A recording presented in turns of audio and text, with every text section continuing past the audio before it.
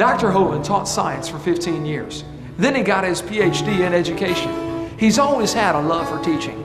But one thing that he's discovered is that in many of the science textbooks across America today, there are some fallacies, some false information being presented. Why is this information in the science textbooks? What are they trying to prove? Hi, my name is Eric, and in this seminar called Lies in the Textbooks, you're going to find out some of those lies that are being presented and what you can do about it.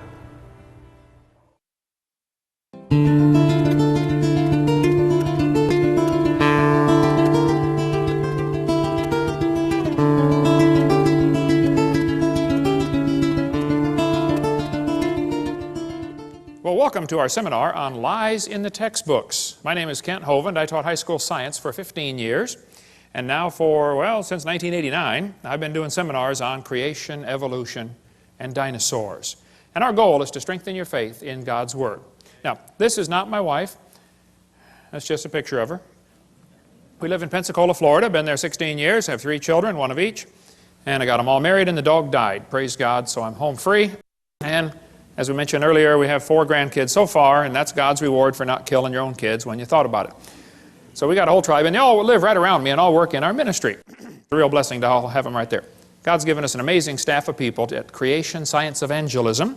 Our purpose is to get people saved. Okay? We like science at our place. We have Dinosaur Adventureland. We have a science center, a theme park, and a museum, all kinds of cool science stuff. Some people try to say, well, you Christians are against science. No, no, no, I like science. I'm against evolution because it's not part of science. Evolution's a lie, okay? There's no scientific evidence to back up evolution. We'll get into that in just a minute. The Bible says in the 10 Commandments, thou shalt not bear false witness. Don't lie. Proverbs says, a false witness shall not be unpunished. He that speaketh lies shall not escape. God hates liars. The Bible says they delight in lies. Okay? These 6 things doth the Lord hate. Yea, 7 are an abomination unto him. A lying tongue, then a couple verses later, a false witness that speaketh lies.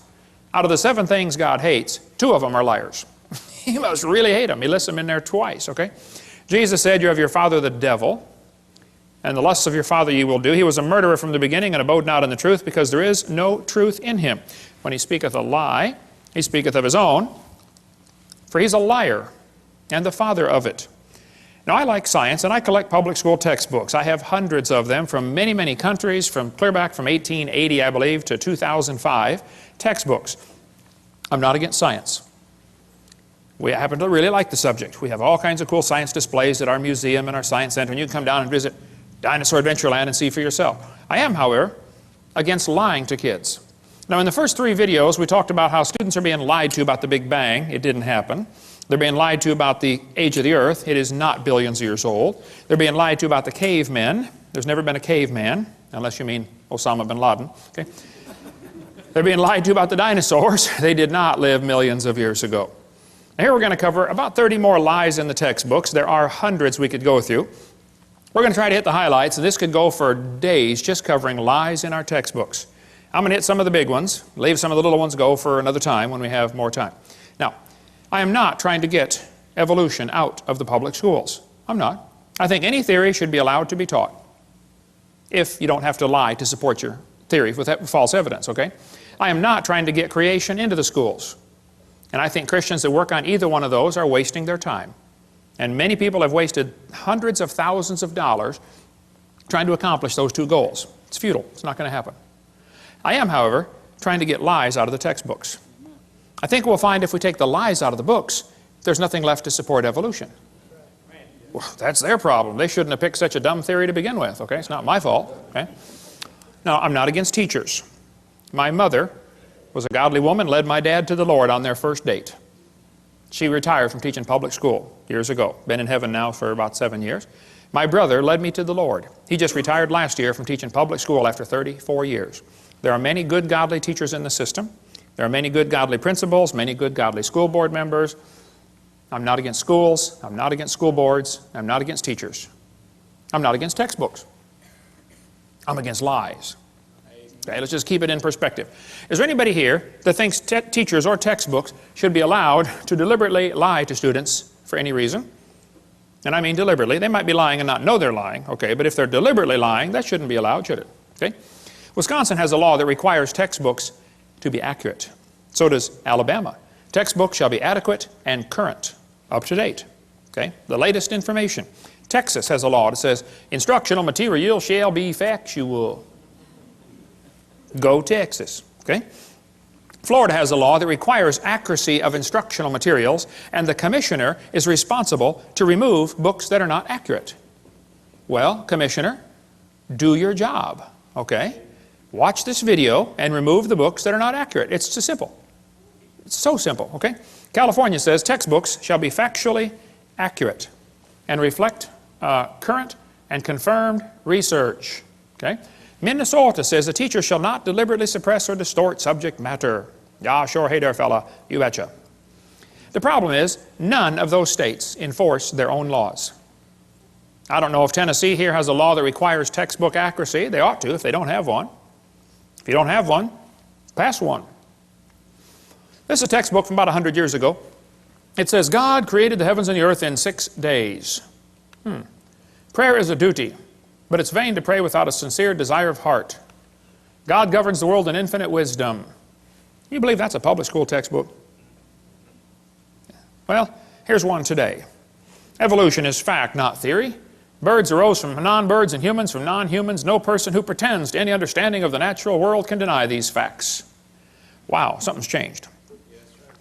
Actually, I was at Chickasaw, Oklahoma a couple of weeks ago. It was supposed to be a debate, but none of the professors would debate me. So they scheduled an evolution seminar 2 days after I was gone. They let me come speak on creation. The student group got me in there. Here's a poster they put up right next to my poster. The poster was inviting people to come to the evolution seminar. Interested in evolution? Well, come on down. Evolution lecture with Dr. Mather and Dr. Ray. It says, hear both sides of the issue. Well, we invited them to debate. They could have heard both sides altogether. Here the kids get 9 months of evolution teaching. I come in for 2 hours and they panic. And then they got to say, here, both sides. Both sides. You're not going to present both sides. You're going to present one side, the evolution side, which is what they already got for 9 months. They don't want to hear it.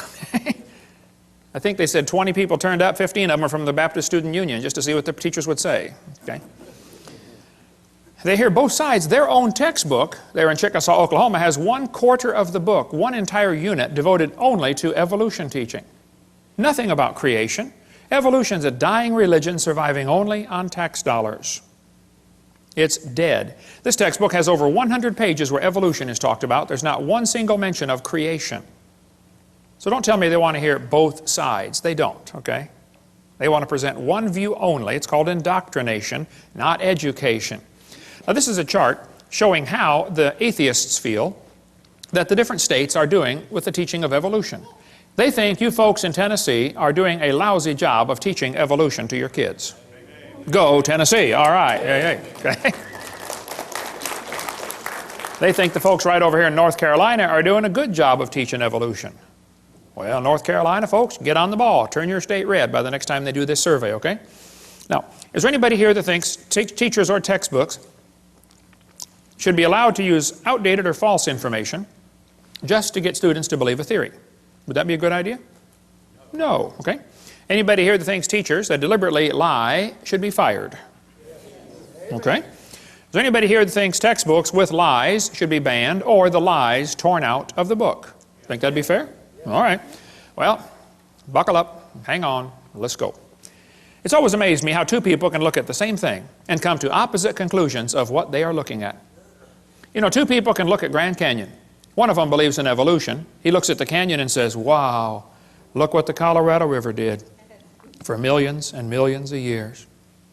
The Bible-believing Christian stands there, looks at the same canyon, and says, wow, look what the flood did in about 30 minutes. Now, how was that canyon formed, huh? Textbook says over millions of years, the Colorado River carved the Grand Canyon from solid rock. Oh, now hold on a second, okay? It's a fact Grand Canyon exists. I've been there a bunch of times, studied. I taught earth science for 15 years. I love studying Grand Canyon. There are two interpretations of how it got there. The evolutionists will say it formed slowly with a little bit of water and lots of time, like, you know, billions of years. The creationists will say, no, it formed quickly by lots of water and a little bit of time, like a big flood in the days of Noah. And the guys who believe in evolution are always trying to erase the line between their interpretation and try to include it as if it is part of the fact. No, it's just your interpretation, guys, okay? This textbook says, the Colorado River has cut through layer upon layer of rock over millions of years. Well, now hold on a minute. This textbook says, the Colorado River cut through 2,000 meters of rock, exposing sediment layers like huge pages in the book of life. Scan the canyon wall from rim to floor and you look back through hundreds of millions of years. I don't think so. I was in a debate one time and this atheist said, Hovind, you're so stupid. Don't you know it took millions of years to carve the Grand Canyon? I said, well, sir, there's a couple things you ought to learn about Grand Canyon. If you built a dam across Grand Canyon, a huge lake would fill in behind it, covering several states, okay? I mean, take a lot of dirt to build a dam, but if you could build a dam across that canyon, you'd have a really big lake. Actually, some of the water from Wyoming drains through the Grand Canyon. It has a huge drainage pattern. There's a picture of it, satellite false color image. You can see Grand Canyon right there, a big gash right across a ridge in the mountains. You folks in Tennessee know what a ridge is. Not really a mountain, just a big long ridge, okay? I've flown by and taken lots of pictures. I asked the pilot one time, I said, man, are we going near Grand Canyon? He said, yeah, about 100 miles. I said, can you get permission to, divert and go closer? He said, let me see what I can do. He got permission, and we flew right over the top of the canyon. I'm taking pictures like crazy, Love studying Grand Canyon. Actually, it's a bunch of useless real estate. I mean, what would you do with it if you had it, You can look at it and then go home. That's about it. But, I mean, you can't plow it, that's for sure, and you don't want your cows playing out there. But I said to this professor, I said, sir, there's a couple things to consider about this canyon. I said, these two red lines indicate what's called the snow line, okay? Between those two red lines is a ridge that gets about 6,900 to 8,500 feet above sea level. Now, the river enters the canyon at the far right over there at 2,800 foot elevation. The river flows downhill for 270 miles. Comes out the other side. If you look at it from a side view, a schematic view, it'll look like this. The river comes in 2,800 foot elevation. The ground rises up while the river goes down for 270 miles. I said, now, sir, there's a few things you ought to consider about this canyon. I said, did you know the top of Grand Canyon is higher than the bottom? He said, obviously. I said, sir, did you know the river only runs through the bottom? He said, well, yeah. I said, sir, did you know the top is higher than where the river enters the canyon by over 4,000 feet? He got a dazed look on his face like a calf looking at a new gate. I said, sir, did you know rivers don't flow uphill in Tennessee?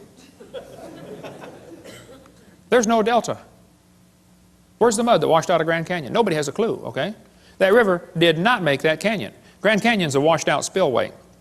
There used to be two big lakes, Grand Lake and Hopi Lake. The lakes are long gone, but the beaches are still there. You can still see the beach line. They got too full and went over the top and washed out that canyon in a hurry. Any farmer that's ever built a dam to hold water for his cows will tell you, once the water goes over the top of the dam, it's all over with.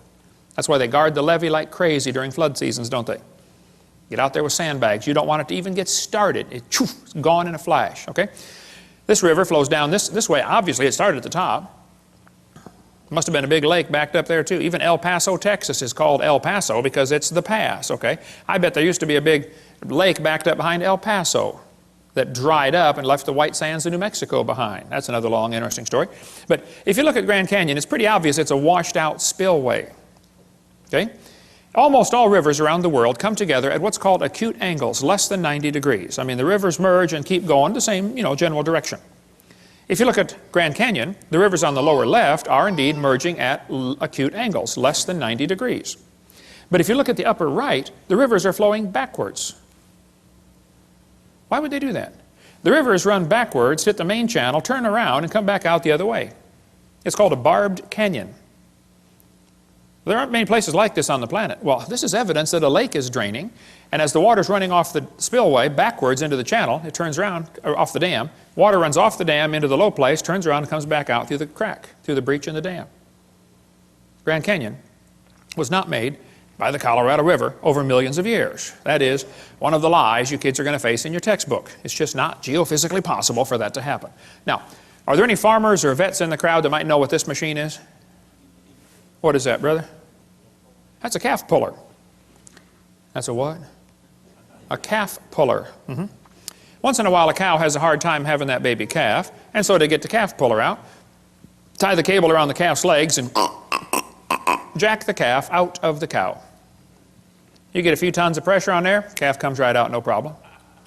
Well, one day, this farmer was out pulling a calf. It was a breech birth. The back feet are coming out first.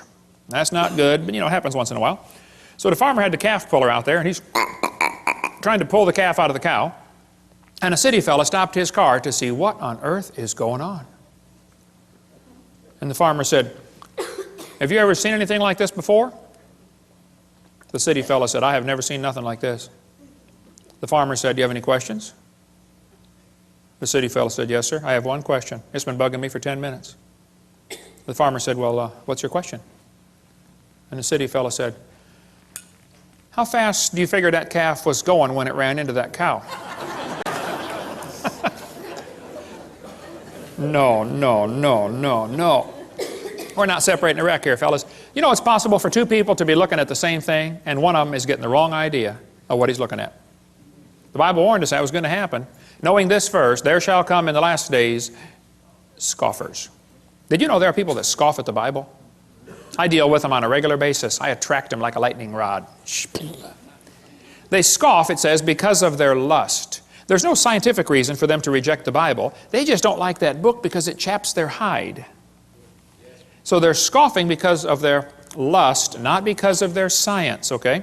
Even Huxley admitted, I suppose the reason we leapt at origin of species was that the idea of God interfered with our sexual mores.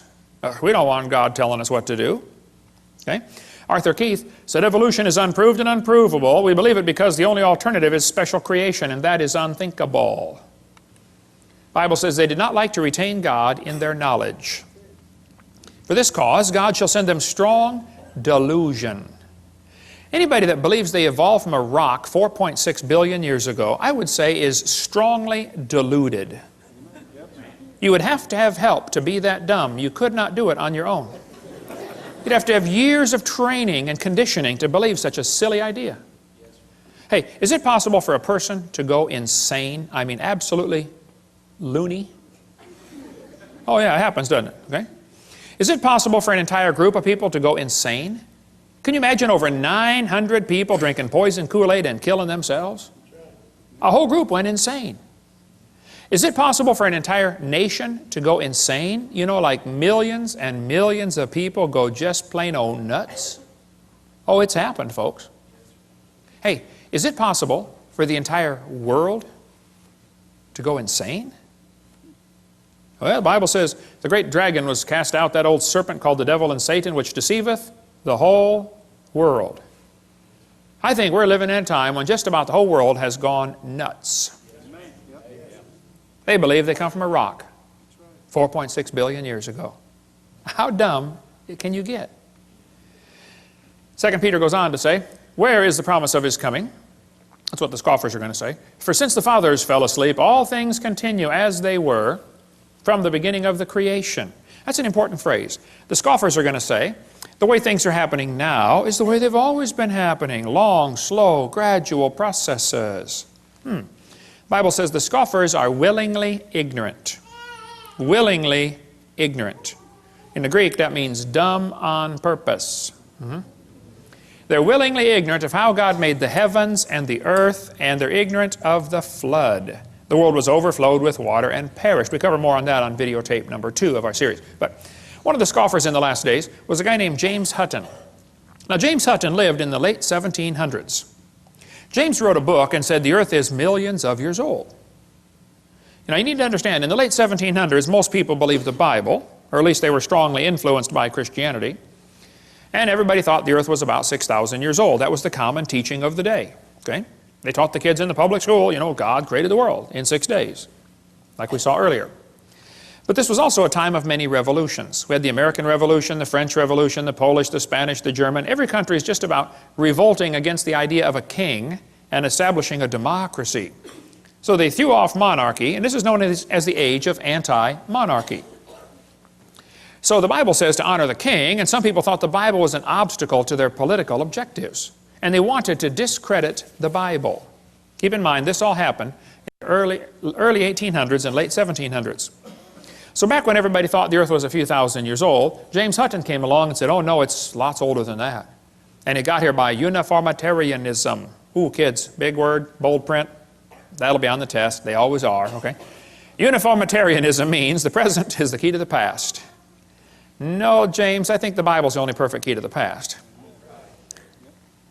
But during this time frame, the Christians, instead of fighting against this new teaching of millions of years, they swallowed it. The Christians accepted the idea of a gap theory or day-age theory or progressive creation. They just accepted millions of years right into the Bible when it's obvious to anybody with half a brain and one eye reading the Bible that it does not teach the earth is millions of years old. That's not what it says. So the Christians did not put up an effective defense, effective resistance to this teaching, and they allowed the church to believe all this. And then when evolution came out, 1859 became popular with Darwin's book, well, the Christians just accepted that too. Boy, what a tragedy. That book covers the great turning point in history, if you like the history of stuff. Well, James Hutton's book that he wrote had a real strong influence on a young lawyer from Scotland named Charles Lyell. Charles Lyell, the lawyer, hated the Bible. Somebody calculated one time that if all the lawyers in the world were laid end to end around the equator, we would all be better off. Charles Lyell, in 1830, wrote this book right here, Principles of Geology. I've got it here on the table. You can come take a look at it. It's all marked up. In this book, you can see his hatred for the Bible kind of ooze off every page. He kept calling it ancient doctrines. He said, oh, you have a scriptural authority. He was mocking them, okay? He called it a religious prejudice. He said, men of superior talent, he's talking about himself, who thought for themselves and were not blinded by authority. He used every opportunity he could find to mock the Scriptures. And kids, you won't have to go to college very far before you're going to run into a professor that has this mocking attitude toward God's Word. How many of you had one when you went through school? Seems like their whole goal in life is to destroy your faith. I had a bunch of them when I went to school. They just wanted to destroy your confidence. Well, Charles said his goal was to free the science from Moses. What do you suppose he meant by that? Well, before Charles Lyell wrote his book, everybody looked at the geology, looked at Grand Canyon and said, wow, look what the flood did. He didn't like people interpreting Earth's history in light of the Bible. He wanted them to interpret Earth's history in terms of millions of years. Lyell is the primary guy responsible for inventing what today is known as the geologic column. How many have ever heard of the geologic column before? They divided the Earth up into layers and gave them names, you know. Cenozoic, Mesozoic, Paleozoic, Archaeozoic, all that kind of stuff. Maybe you saw the movie Jurassic Park, named after the Jurassic layer, okay? Each layer of rock was given a name and an age and an index fossil.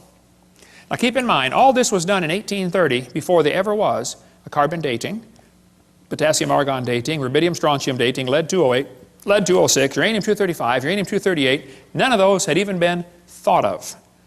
So they didn't determine these great ages by any radiometric decay method. They just picked the numbers out of the clear blue sky. It's a fact the Earth has many layers of sedimentary rock. That is just a fact. You can see them all over Tennessee here. How'd they get there? Well, there are two interpretations. One group says the layers formed slowly over millions of years. The other group says, no, these layers are all from the flood in the days of Noah. And again, they're always trying to erase that line between the two and make their interpretation become part of the fact. And it's just not, okay? It's just their interpretation, that's all. The geologic column is actually the Bible for the evolutionist. The only place you'll ever find it is in the textbooks. It doesn't exist. This guy admits it. He said, if there were a column of sediments, unfortunately no such column exists. Did you know there is no geologic column? If there was, it'd be 100 miles thick. It doesn't exist. It's one of the lies in the textbooks. And actually, all of evolution is based on this lie right here. This is one of the most serious ones, in my opinion. It's true the Earth has layers. That's not the question. Okay? How did they get there, though?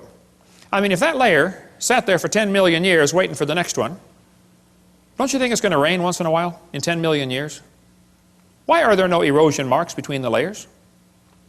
Why are they stacked on top of each other just like a stack of pancakes? And by the way, why are there no soil layers between the rock layers? I mean, soil builds up on top of rock. Don't you think there'd be some soil built up once in a while? Look, if you get a jar of dirt and rocks and gravel and sand and mud and shake it up and set it down, it settles into layers for you in a few minutes. Doesn't take long. How many seen those things you buy at the mall with 2 pieces of glass and different colored sand in between? You know, you flip it over and it makes all kinds of layers just in a few seconds. It doesn't take long. I was preaching years ago in Union Center, South Dakota. Now, Union Center is right there. It's not even on the map.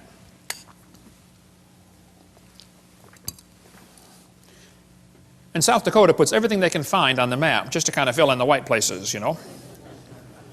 Well, there were 40 people in the whole town. 38 of them came to church. Other 2 must have been pulling a calf, I reckon. I don't know. But boy, we had a great meeting, and the preacher said, "Hey, Hovind, let's go down to Rapid City. They've got a bunch of dinosaurs in the museum there." I said, "All right, I like dinosaurs. Let's go." So we all drove down to Rapid City. We came to this museum, and a guide met us at the door. He said, "Hey, folks, would you like me to give you a tour?" We said, "That would be great, sir." Well, the first place we stopped on the tour was the geologic time chart. They have it lit up, and it's behind glass, and it's holy and sacred. Don't dare touch that thing, you know. So we're standing over there, and the guide said, "Now, folks, this layer of rock right here is about 70 million years old." And it's so cool because they always get that sanctimonious tone in their voice, you know. 70 million years old. Oh. Well, my daughter was 12 years old at the time. She raised her hand. She said, "Mister, how do you know that layer is 70 million years old?" He said, "Honey, that's a good question. We tell the age of the layers by what types of fossils we find in them. They're called index fossils." And by the way, that's correct. That's what the textbook says. Scientists use index fossils to determine the age of rock layers. She said, "Thank you, sir." We walked around the other side. We're standing over here, and the guide said, "Now, folks, these bones are about 100 million years old." My daughter raised her hand again. She said, "Sir, how do you know those bones are 100 million years old?" He said, "Well, honey, we tell the age of the bones by which layer they came from." She said, "Sir, when we were standing over there, you told me you knew the age of the layers by the bones, and now you're telling me you know the age of the bones by the layers." She said, "Isn't that circular reasoning?" I thought, wow, a chip off the old block. That guide had the strangest look on his face. It was almost as if he were thinking. He looked at my daughter, he looked at me. I wasn't about to help him. I thought, wow, this is going to be good. I have got to hear this. He looked back at my daughter, he said, "Wow, you're right, that is circular reasoning." He said, "I never thought of that before." That fellow drove 50 miles one way that night to come hear me speak in Union Center, South Dakota. The crowd swelled to 39. We set up a chair in the aisle. Afterwards, he talked to me for an hour. He said, "Hovind, is everything I believe about geology wrong? I teach this stuff at the college." I said, "Oh, no, I like geology. I've got a huge fossil collection, rock collection, mineral collection. I teach earth science. I love studying geology." I said, "But as far as the layers being different ages," I said, "Yes, sir, I'm sorry. That is all baloney. It's based on circular reasoning." I'll show you. Here's a textbook that tells the kids to date the rocks by the fossils, and on the very next page it says, "Date the fossils by the rocks." On the next page, and they don't catch it. It's a lie. It's circular reasoning. The intelligent layman has long suspected circular reasoning in the use of rocks to date fossils and fossils to date rocks. The geologist has never bothered to think of a good reply, feeling the explanations are not worth the trouble as long as the work brings results. It cannot be denied from a strictly philosophical standpoint, geologists are arguing in a circle. The relative ages of rocks are determined by the organisms they contain. They date the rocks by the fossils and the fossils by the rocks. Ever since the beginning of the 19th century, fossils have been and still are the best and most accurate method of dating and correlating the rocks in which they occur. Apart from very modern examples, which really are archaeology, I can think of no cases of radioactive decay being used to date fossils. They don't date fossils by potassium-argon dating or carbon dating. That's not how they do it. Radiometric dating would not even be possible if the geologic column had not been erected first. There's no way simply to look at a fossil and say how old it is unless you know the age of the rocks it comes from. This is Niles Eldredge, one of the most famous evolutionists alive today. He said, and this poses something of a problem. Yeah, something poses a big problem, Niles. If we date the rocks by the fossils, how can we then turn around and talk about patterns of evolutionary change through time in the fossil record? Circular reasoning. This guy said the rocks do date the fossils, but the fossils date the rocks more accurately. I think the cheese done fell out of his sandwich. That's what I think. Okay, he's a few fries short of a Happy Meal. It's based on circular reasoning. Okay, This guy said the charge of circular reasoning can be handled several ways. It can be ignored as not the proper concern of the public. It can be denied by calling down the law of evolution. It can be admitted as a common practice or avoided by pragmatic reasoning. But it is all based on circular reasoning. Actually, at the Scopes monkey trial, 1925, over here in Dayton, Tennessee. How far is Dayton from here, Steve? About 100 miles, okay. This is what they were going to use as evidence for evolution. The lowest layers are obviously the oldest. Page 275 of the court transcript. No, the oldest layers are not obviously the oldest. Did you know in still water, sediment layers settle out, the bottom one first, and then the second one, and then the third one? That's correct. But in moving water, you can get 5 or 6 or 10 layers to form simultaneously. They form from one end and travel across. So it's possible to have a fossil on the bottom that is younger than a fossil on top, if it's moving water. There's a great video tape called Experiments in Stratification. It covers all that if you want more on that. Or get our video number 6. We'll get more of that later. I like to ask evolutionists, I say, guys, your geologic column contains limestone quite a few places. If I handed you a piece of limestone, how would you know if it's 100 million year old Jurassic limestone or 600 million year old Cambrian limestone? I mean, exactly what's the difference? They'd say, well, the only way to tell the difference is by the index fossils. That's precisely my point. They date the layers by the fossils. This textbook shows the kids a trilobite, and it says, boys and girls, trilobites make good index fossils. If a trilobite is found in a rock layer, the rock layer probably formed 500 to 600 million years ago. I don't think so. Somebody found a human shoe print where the guy with a shoe on had stepped on and smashed a trilobite. They asked evolutionists all over, how on earth could a human step on a trilobite? If trilobites lived 500 million years ago and man didn't get here till, 3 million years ago, and they didn't start wearing shoes till 10,000 years ago, how could a human step on a trilobite? One atheist said, well, it's obviously. The only answer would be that aliens visited the planet 500 million years ago. Oh, them aliens will do it every time. Another guy said, well, maybe there was a large trilobite shaped like a shoe that fell on a small one. Now, there are some big trilobites, okay, but I don't think they're shaped like a shoe. Actually, the trilobite has the most complicated eyeball ever. Trilobite eyes are unbelievable. And this is one of the first creatures to evolve, and it already has the most complex eye, which just the eye is one of the most complex features you could have. Now, trilobites are not index fossils for anything, okay? There are all kinds of different types of trilobites, and there probably are some still alive today. Certainly the Baltic isopod is still alive. A guy sent me a couple weeks ago, about a couple months ago, I guess, a whole jar full of trilobites from the Prudhoe Bay water treatment plant up there for the oil factory they've got, oil refining rig. When they arrived in Pensacola, Florida, they were still alive in the jar. But I don't know how to keep a trilobite alive. I mean, you give it mouth to what? Some resuscitation, but they all died, but we got them in our museum there. Somebody just sent me a large one that they got down in the Caribbean, about this big. It's in our museum, and it was frozen. They said, yeah, I pulled it off the rock myself down in the Caribbean, still alive. They call it some kind of roach. Roach, it looks like a big trilobite. This textbook shows the kids a graptolite. It says, boys and girls, this is 410 million years old. I don't think so. Graptolites were found still alive in the South Pacific 10 years ago. So if you find graptolite, you can't use that as an index fossil for any age rock, okay? They tell the kids in school the lobe-finned fish is the index fossil for Devonian, 325 million years old. See that short leg, boys and girls? He's got a little bitty leg and then the fin. See, that proves he's evolving from a leg to a fin. No, that's a lie. The lobe-finned fish are still alive today. They're swimming around the Indian Ocean. And when they caught the first one in 1938, the scientists looked at it and said, wow, would you look at that? They survived for 325 million years. It never dawned on them once to question the geologic column. That thought never crossed their brain. You don't question the geologic column. It is holy and sacred. You just have to say it survived for 325 million years. It's in the textbooks today. And they still say it's the index fossil for 325 million year old rock, even though they know they're swimming around the ocean. How can they be that dumb? This lady wrote a book about it, A Fish Caught in Time. She says, boys and girls, this is our own great uncle, 40 million times removed. She does look a little fishy, kind of around the gills there. Okay. You're going to be told that dinosaurs are index fossils for the Jurassic period, 70 million, or Cretaceous, 70 million years ago. That's baloney. Dinosaur bones were found here recently that had blood cells still in them. How long are the blood cells going to last?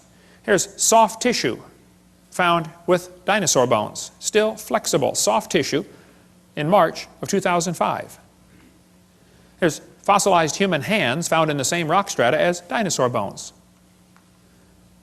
Now, they tell you the layers are different ages. That's simply baloney, okay? Now, Charlie Darwin didn't like round numbers, so he said the Wealdian deposits are 306,662,400 years old. How could he possibly know such a thing, okay? All over the world, petrified trees are found standing up, connecting these different rock layers. Petrified trees standing up. Now, how long does a dead tree stand up around here before it falls down? 5 years, maybe 10 years? 5 million? Oh, no, not 5 million, that's for sure, right? But yet petrified trees in the vertical position are found all over the planet. I'll just flash through some pictures real quick here. There are all kinds of petrified trees found standing up.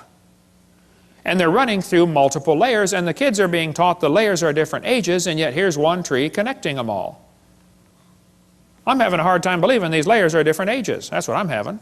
Central Alabama's got a large coal mine with a whole bunch of petrified trees standing up running through 2 seams of coal, the Blue Creek and the Mary Lee. Now they're going to tell you in school, for coal to form, a forest has to grow, and then it all falls over and turns into a swamp, and then it gets buried, and then new mud washes in on top, and the coal slowly forms from the forest that was buried. And then thousands of years later, another forest grows on top, and a whole new layer of coal formed. So if you find 2 layers of coal, oh, that took thousands of years. That's what they'll tell you in school. That's simply baloney. We'll cover more on coal formation on video 6, but if you look at the samples of trees found in this coal mine, you look at sample A, B, C, D, E, F, G, I mean, any freshman law student could tell you, hey folks, I think I can prove these 2 coal formations formed at the same time, very quickly. Within a few weeks or months of each other, that's for sure. Probably during the flood in the days of Noah. We'll cover more on that on video 6. In Cookeville, Tennessee, how far is Cookeville from here? 100 miles? What's that? 150 miles. In Cookeville, Tennessee, there's a coal mine with petrified trees standing running. Here's coal at the bottom. The tree is coalified at the bottom, petrified in the middle, and coalified on top, where it went through a second coal seam. Same tree. By the way, why are coal seams generally found on top of layers of rock or clay? Wouldn't be a pretty poor place to grow a forest? Ought to be on top of soil, don't you think? Yeah. Polystrate fossils are found all over the world. In Joggins, Nova Scotia, there are dozens of petrified trees standing up, connecting different rock layers. Scientists go up there and look at them and just say, wow, that's curious. No, it's more than curious. It's devastating to your teaching that the layers are different ages. There's a brochure you can get from our bookstore. It's $2. It's got 30-some color pictures of petrified trees in the vertical position. Occasionally, the petrified trees are found upside down, running through many rock layers. Now we really got a problem. I've thought about this till my brain hurts.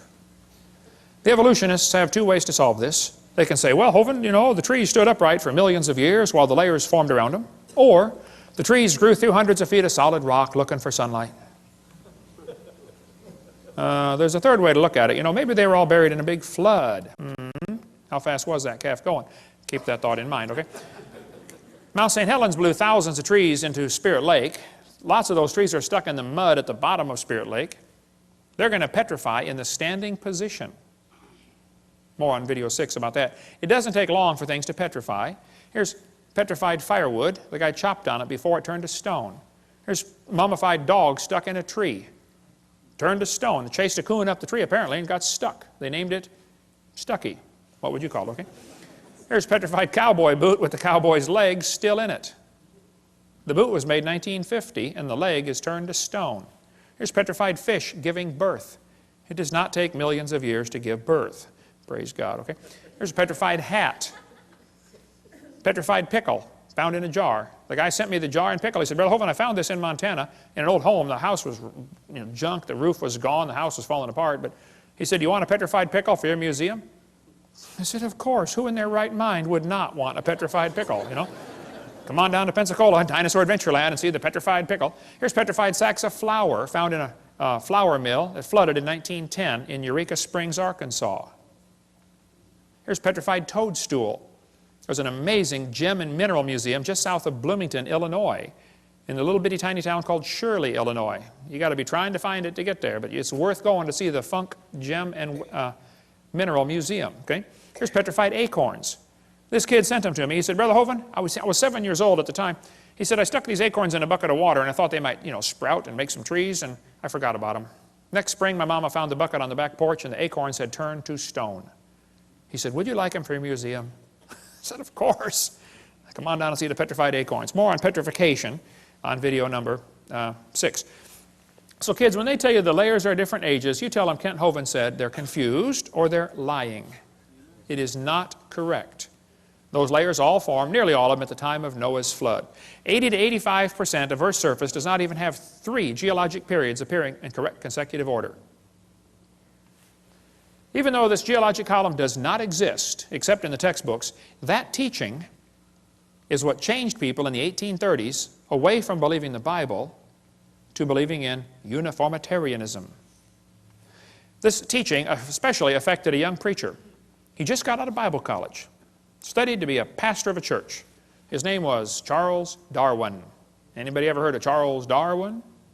Charles Darwin graduated from Bible college to be a preacher, and he's going to sail around the world for 5 years first and collect some bugs for some, bugologist back there in England. Charlie brought some books with him. He brought his Bible, of course. He just got out of Bible college. And he brought this brand new book, Principles of Geology. Charlie said that book changed his life forever.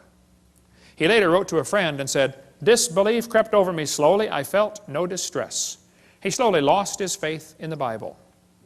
As Darwin sailed around the world, he stopped off at the Galapagos Islands. Here on those islands, he noticed there were 14 different varieties of finches. Little tiny bird with a little tiny beak. But the beak shapes were different. Now the Grants went there and studied them and said, wow, during dry years, the beak is 1/10 of a millimeter thicker, and during wet years, it's 1/10 of a millimeter thinner. But it always averages back out. 1/10 of a millimeter, do you know how much that is? Not much. Darwin looked at the birds and said, you know what? I think all these birds had a common ancestor. I bet you're right, Charlie. It was a bird. And then Charlie said, well, maybe this proves that birds and bananas are related. You say, oh, he never said that. He sure did. I knew you wouldn't believe me, so I brought his book. It's right here. The Origin of Species by Charles Darwin. On page 170, Darwin said, it's a truly wonderful fact that all animals and all plants throughout all time and space should be related to each other. Isn't he saying the birds and bananas are related? He sure is. This is a lie. What Charlie observed is what is sometimes called microevolution. Microevolution tells us dogs produce a variety of dogs. That's a fact. It happens, okay? And roses produce a variety of roses. Nobody argues about that. The question is, does it go any farther than that? You may get a big dog or a little dog, but you get a dog every time. And probably the dog, the wolf, and the coyote had a common ancestor. I wouldn't argue about that. We did the test this morning. Had a 5-year-old girl. Said, okay, here we have a dog, a wolf, a coyote, and a banana. Which one is not like the others? She got it. The banana. We got college professors can't figure that out. Here's National Geographic says, the evolution of dogs from wolves. Well, duh, nobody's arguing about that. Yeah, dogs came from wolves, okay? The Bible says they bring forth after their kind. 10 times it says that in the first chapter. See, this word evolution has 6 meanings. We've been through this before, so I'm going to go through it kind of quickly. There's first of all cosmic evolution, Big Bang. Secondly, chemical evolution, where all the chemicals come from hydrogen. That's baloney. Thirdly, stellar evolution, where all the stars form from dust. You cannot get dust to condense into a solid star. Can't happen. There's Boyle's gas laws that drive it away, okay? Then there's enough stars out there, though we can all have 11 trillion to ourselves. Then you have organic evolution, where life gets started from non-living material. And then macroevolution, where an animal changes to a different kind of animal. None of those have ever been observed. Number 6, variations within the kinds, sometimes called microevolution. That one happens. The first 5 are religious.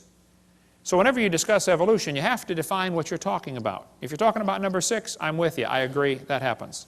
You're talking about the first 5, that doesn't happen. That's something you believe happens, okay? Watch how they change the definition for the kids. They say, okay, boys and girls, evolution is change over time. Is that really what they mean? Watch this carefully now. In other words, living things have changed over time. Wait. Are you going to skip over the first four? They just want to bypass the first four stages like it's not part of the theory? Well, then you don't have a coherent theory. Then they say, evolution is defined as a change in species over time. Now they're down to what I believe in. I think species can change. I think you can get some really weird varieties of animals, but they're still the same kind, okay? This is a lie, kids. That's not really what they mean by evolution. They want to give you examples of number 6 and make you believe that the whole theory has been proven. Don't get brainwashed. Most evolutionists will say, well, macroevolution is just micro with longer periods of time. No, it's not. They had a big conference on this very question in Chicago. They said the central question of the Chicago conference was whether the mechanisms underlying microevolution can be extrapolated to explain the phenomena of macroevolution. The answer can be given as a clear no. It doesn't work. Variations happen, sure, but they have limits. Did you know farmers have been trying to get bigger pigs for a long time? Do you think they'll ever get a pig as big as Texas? Nah, I bet there's a limit, isn't there? Okay? Roaches become resistant to pesticides. Do you think they'll ever become resistant to a sledgehammer? Probably not. See? There's a tiger had 3 kittens, all different colors, same litter. That's variations, but it's still a tiger. That's not evolution. They always end up producing the same kind of offspring, just like the Bible says. The information for the new variety had to be in the gene code already, or it couldn't produce it. No new information is ever added. The gene pool of the new variety is always more limited. Somebody spent years crossbreeding dogs to develop the Chihuahua. All that money to make a dog that's 100% useless. I mean, think about it. How long would the Chihuahuas last in the real world? Turn them all loose into the woods. Watch what happens. They'd run up to the wolf. Yep, yep, yep, yep, yep, yep, yep, yep, yep. Crunch. End of gene code, right? Genetic information is lost, not added when you get a strange variety. Real evolution would need an increase in genetic complexity. We don't ever observe that. Now, I grew up in Illinois, corn country. Did you know there are so many kinds of corn up there, they have to number them? You'll be driving down the highway and there's a sign that says BX65. Don't mix it with XL29. Something will explode. But folks, you can crossbreed corn from now to the cows come home and you are always going to get corn. You're never going to get a hamster or a tomato or a whale to grow on your corn stalk. It just ain't going to happen, okay? There's a whole variety of dogs in the world, and they might have had a common ancestor. A dog. There's BBC News. It looks like 95% of current dogs came from just 3 original founding females. Hey, they're getting closer. Right here it says, today's dogs come in all shapes and sizes, but scientists believe they evolved from just a handful of wolves tamed by humans living in or near China less than 15,000 years ago. They're getting closer. Man, if they keep studying their Bible, keep studying the science, they're going to be an independent Baptist when they're done. You get done climbing the mountain of truth, that's where you end up, you know. Okay? This Irish textbook calls them divergent evolution. Oh, come on. They show 5 dogs around a wolf, and that's not divergent evolution. Don't give it a fancy name. It's still a dog. It's just a variety of dog. This Mexican textbook says, the horse and the zebra had a common ancestor. I agree. It looked like a horse. You know, 4-wheel drive, genuine leather upholstery, all the standard horse equipment, okay? They got little tiny horses today. We had the world's smallest horse come visit our dinosaur adventure land. Talk about useless. I mean, you know, you can't ride it.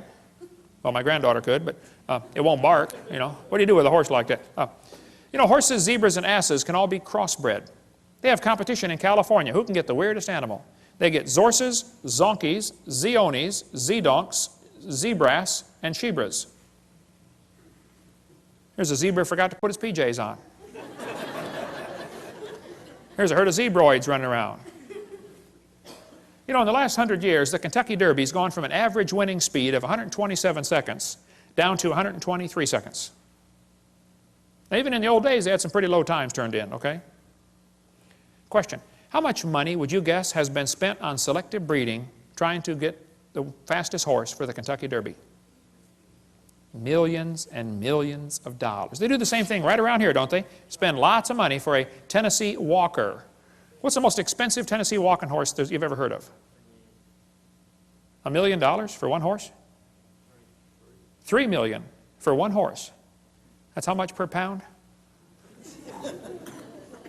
Man, I was in Italy, we ate horse over there. It's good, too. Tastes like chicken, you know. Now, I don't know if they've got to the absolute limit of horse speed or not. I don't know. But I suspect they're getting kind of close, okay?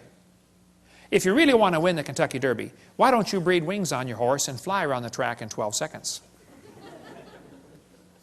The whole point is, sure, you get varieties, but they're limited.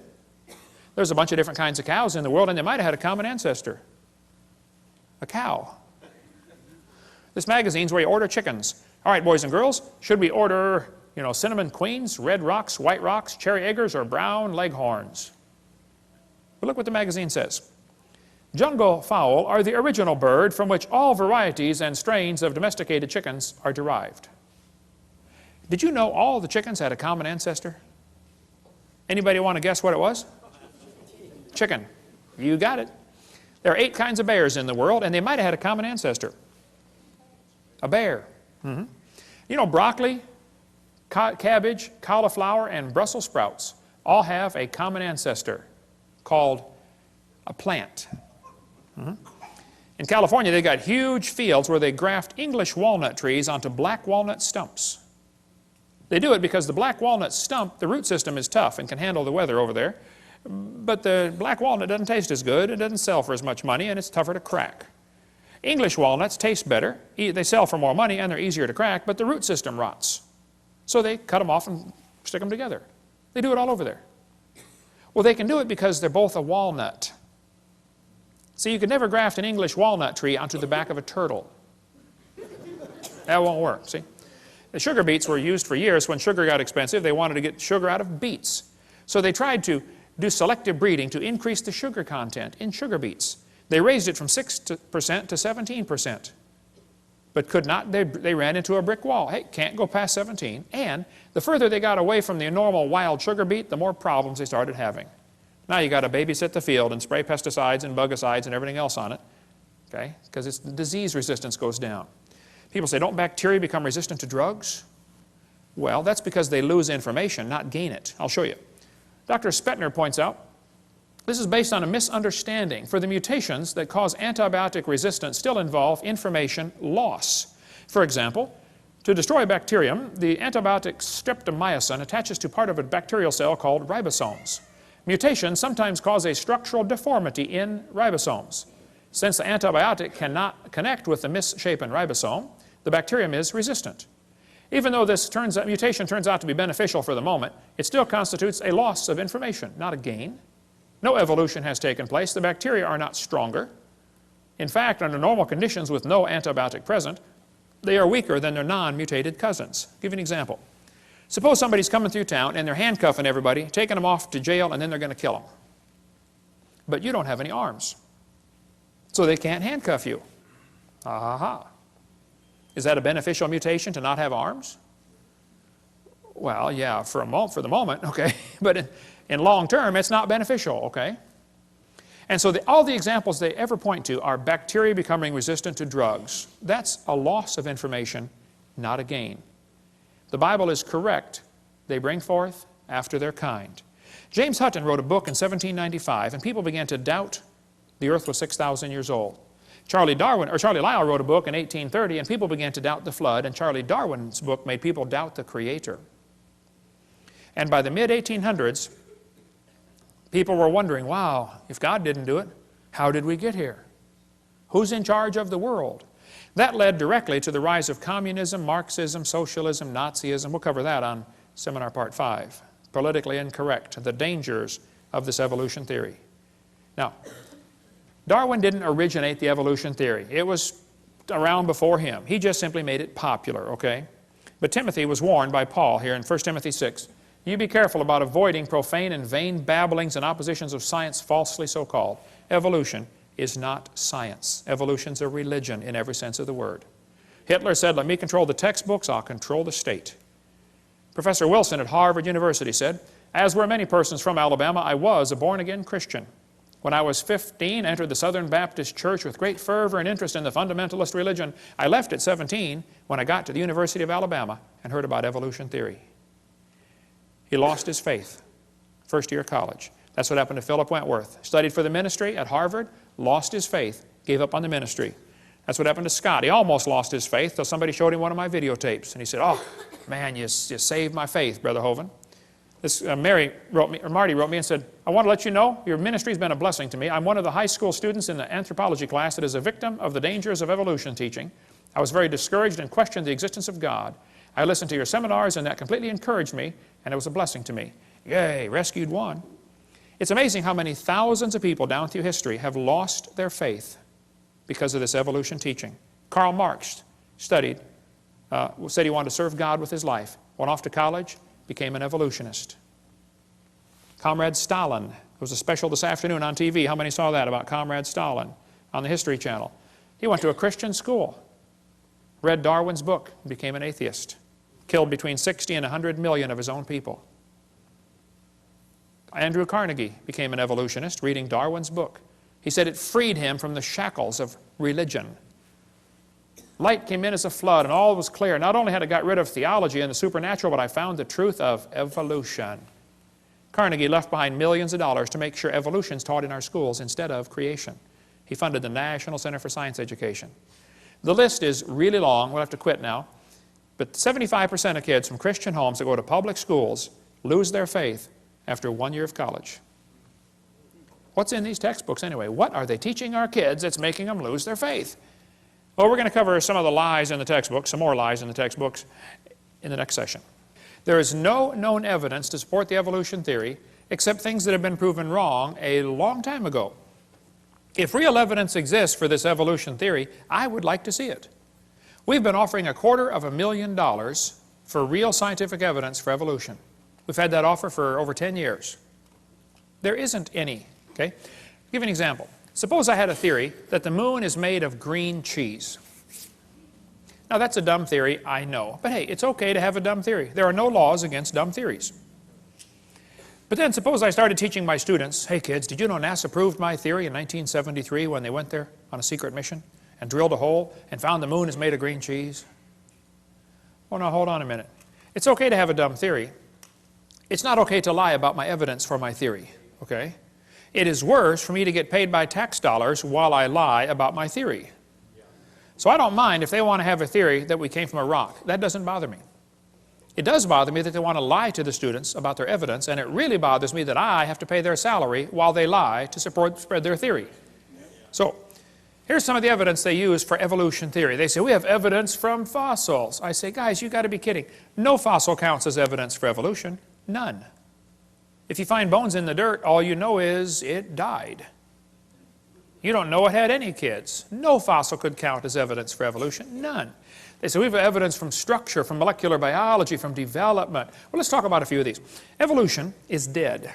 The theory is defunct. There is no evidence to support it. But some of the followers are pretty dedicated, and they're having a hard time letting it go. They'll even lie to you to make you think everything's fine. They say, wow, look at that evolution theory. It's perfectly fine. There's no challenge to evolution. Look, he never looked better. Pulse and heart rate look good. No, I'm sorry. He's a goner, okay? Don't be the last one off the boat. It is sinking. Evolution is based on two faulty assumptions. Number one, they say mutations make something new. That's never been observed. Number two, natural selection makes it survive and take over the population.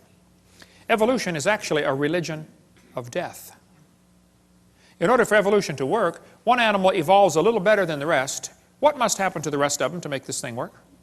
They got to die. Or else the new improved gene is swamped back into the gene code. The question is so simple and profound. Did man bring death into the world like the Bible says? Or did death bring man into the world like evolution says? Somebody is wrong.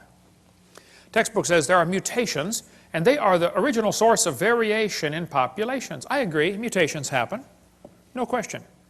But mutations do not produce any evolution. Mutations are scrambling up existing genetic code. They're not making anything new. Here's a five-legged bull. That's a mutant. There's no new information added. He already had the information on how to make a leg. It just made one in the wrong place, that's all. It's not new information, it is scrambled information. Here's a short-legged sheep. Again, no new information. And by the way, that's not beneficial. He's the first one the wolf is going to catch. Right? Go, boys, go. Here comes the wolf. Brrr. Oh, Herman didn't make it. There's a two-headed lamb. That's a mutant. It's not beneficial. Two-headed turtle. That's a mutant. Not ninja, but it's mutant. Okay. Now, he's going to freeze first winter because nobody makes a double-neck turtleneck sweater. He's just not going to make it. Now, scrambling up the letters of the word Christmas will get you all sorts of different words. But it will never get you Xerox, zebra, or queen. The letters aren't available. This textbook shows the kids a four-wing fly, which, by the way, cannot fly. And it says, boys and girls, normal fruit flies have 2 wings. This mutant has 4. This rare mutation, like most mutations, is harmful. Then it says, beneficial mutations are the raw material for natural selection. Now, hold on a minute. Why don't they show us an example of a beneficial mutation? Why did they tell us about the good ones and not show us a picture of a good one? You know why they didn't show a picture of a good mutation? Because nobody's ever seen one. There's never been one beneficial mutation. I said that in a debate one time, and this atheist said, Hovind, you're lying. He said, I can name a beneficial mutation right now. He said, people in Africa that get sickle cell anemia are less likely to get malaria. I said, that's brilliant, sir. That's like saying if you cut off your legs, you can't get athlete's foot. They're both negative, okay? Then they say evolution and natural selection go together. This one says natural selection causes evolution. That's a lie. Natural selection selects. It doesn't create anything. Natural selection is not a creative force, okay? Natural selection may be a stabilizing force, but it is not a creative force. Anybody with half a brain can figure that out. Natural selection cannot create any properties. It can only select.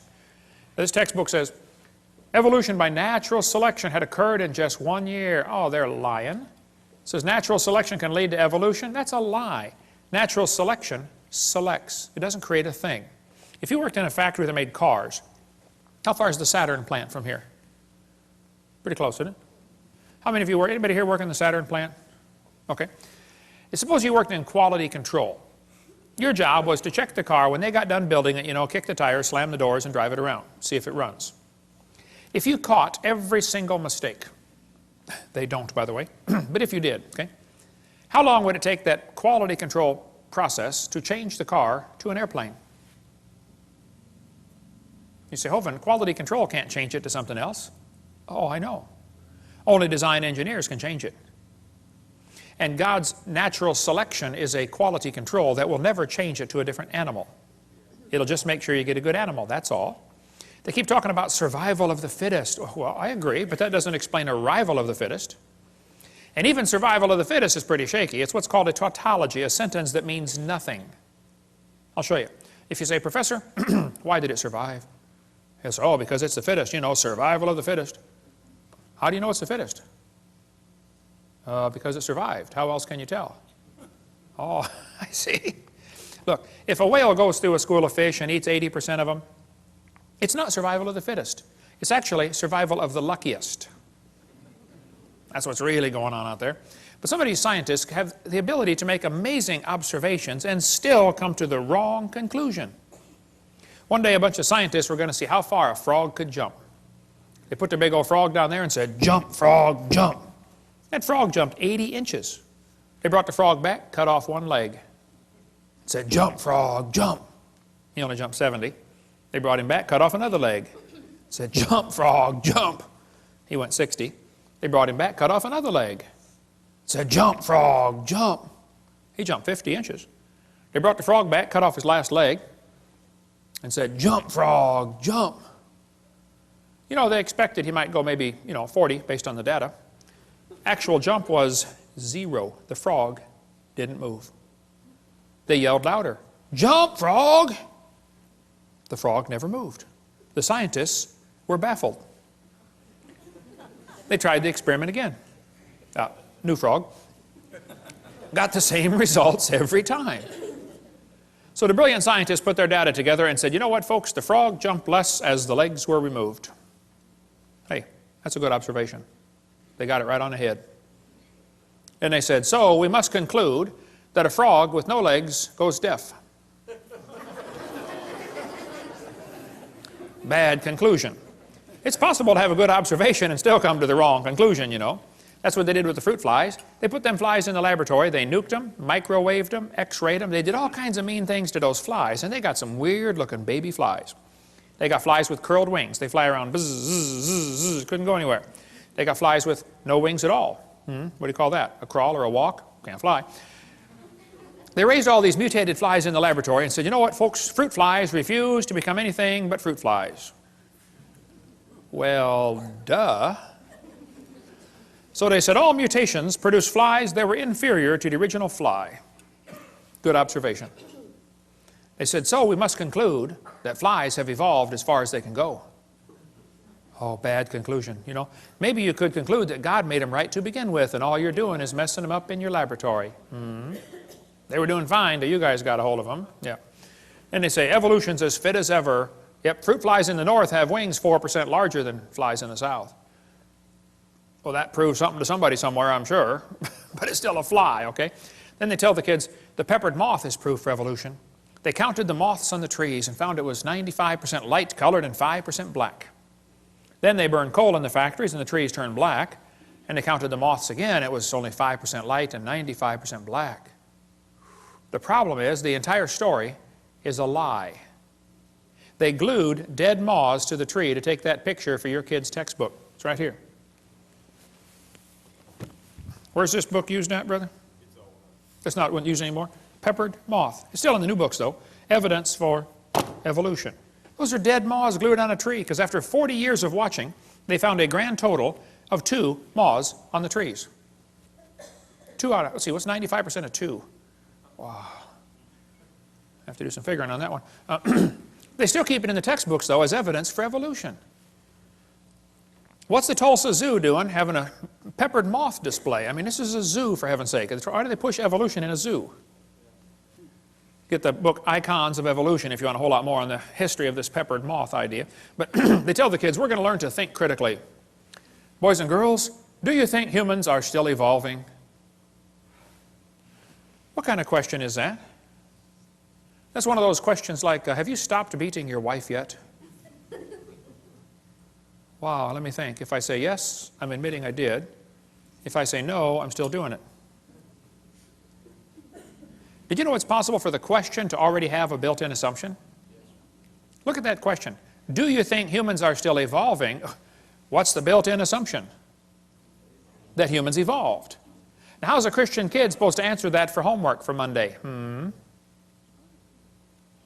I would say, teacher, this question is poorly written. It assumes evolution has happened when it has not. It's like asking the question, you know, why are elephants orange? Boy, no, there's a tough one. Why are they orange anyway? They're not orange? This is not learning to think critically. This is a Soviet-style indoctrination-type brainwashing question. And when the kid gets done taking this class, he's going to think he knows how to think. But he doesn't. He knows how to be told what to believe, and he never understands how it happened to him. That's not thinking critically. Then they tell the kids, we've got evidence for evolution from homologous structures. Wow, what's that mean? Yes, boys and girls. Did you know you have 2 bones in your wrist, and they're called the radius and the ulna? Pretty cool. And did you know the alligator has 2 bones in his forelimb? And look at this, they're called radius and ulna. See that? That proves we are related. That's what they're going to tell them.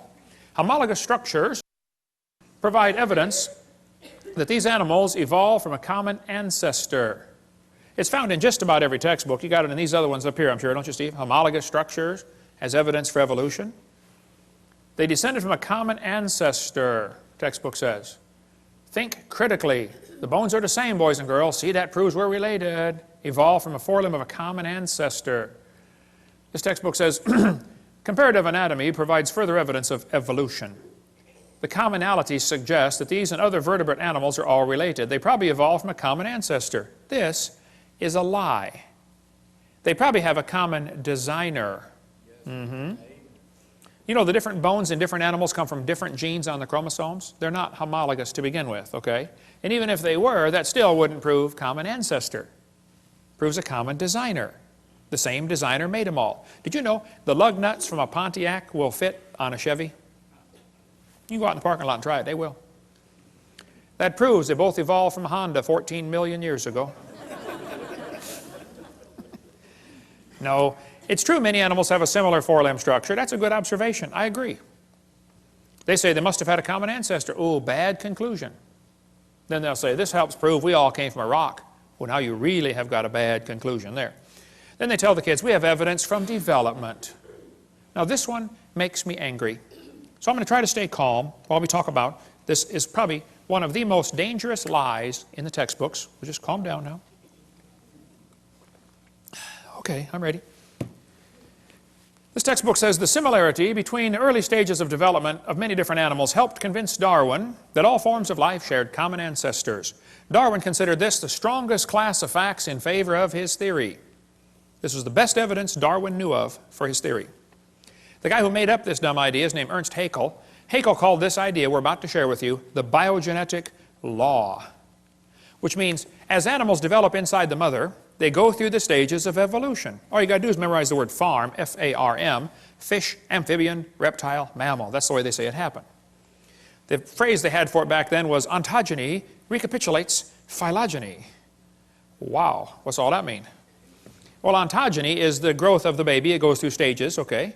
Recapitulates means it reenacts or does over again. Phylogeny is the evolutionary sequence. This Irish textbook says, the presence of fish-like structures in embryos of different species shows these animals have evolved from fish and share the basic pattern of fish development. It's as if the embryo retains a memory of its origins and starts to copy them during its development. That's the ontogeny recapitulates phylogeny. Now the idea that Sigmund Freud relied on was the idea that ontogeny recapitulates phylogeny. That is, the development of the individual recapitulates the evolution of the entire species. This is stupid and dangerous. They tell the kids the embryo, the baby growing in the mother, has gills like a fish. Gills? That's a lie. Those are not gill slits. Those little folds of skin you see on the embryo grow into bones in the ear and glands in the throat. They never have anything to do with breathing. My uncle had 5 or 6 chins and he couldn't breathe through any of them but the top one. Okay? Those are not gill slits. Ernst Haeckel said the turning point in his thinking was when he read Darwin's book in 1860. See, Darwin's book was printed in English in 1859. The next year, it was printed in German, 1860. Haeckel was a German embryology professor. He read the book and said, wow, what a great theory. If only we had some evidence. Well, 9 years later, they still had no evidence. So Haeckel decided to help out. He was going to make some evidence. Haeckel took a drawing of a dog and a human embryo. He was an embryology professor, you know. And he lied. He faked the drawings. He changed them and made them look exactly alike to prove they're related. He just is a bald-faced lie, okay? Haeckel made giant posters of his fake drawings and traveled all over Germany and converted the people to believing in evolution. Which led to the next obvious question, hey, if evolution is true, I wonder which race of humans have evolved the farthest. And guess who the Germans thought it was? Yeah, we'll talk more about that later. Now on top are Haeckel's fake drawings. Underneath are the actual photographs of these animals. He lied. His own university held a trial and convicted him of fraud. He said at the trial, I should feel utterly condemned were it not that hundreds of the best observers and biologists lie under the same charge. This biogenetic law is as dead as a doornail. It's not true. But it can't be taken out of the textbooks for some reason. It's been proven wrong since 1875, and they still keep it in the books. It's still used in this book, Evolutionary Analysis, college textbook, 1998 edition, used at University West Florida, the exact same chart of Ernst Haeckel. That's only been proven wrong since 1875, okay? I know it takes a while to get textbooks up to date, but that's long enough. I think 130 years, they ought to be able to get it out by now, don't you think? Okay? More about the gill slits in this book here, Icons of Evolution. Darwin's theory, his book came out 1859. He predicted they would find evidence. 1869, Haeckel faked the drawings. 1875, it was proven wrong. But it's still in textbooks used all over the planet. 2004 textbook, still has it. 2005 textbook, and I pronounced it wrong, it's Chickasha, not Chickashaw, Chickasha, Oklahoma. I got corrected during the break. Still teaching the baby has gill pouches. Notice, for example, gill pouches, okay? Gill slits on the embryo. They're teaching this in textbooks all over the world. It's only been proven wrong since 1875. Get it out of the book. Tear the page out. I mean, it's a no-brainer. Tear out the page. It's not true. There's a junior high textbook telling them it has embryo has gill slits. This one says, similarly, humans and fish embryos resemble each other because humans and fish share a common ancestor. These similarities provide evidence that these three animals evolved from a common ancestor, tiny gill slits. Gill slits on the human embryo. Gills of fish. Tiny gill pouches, used in college textbooks.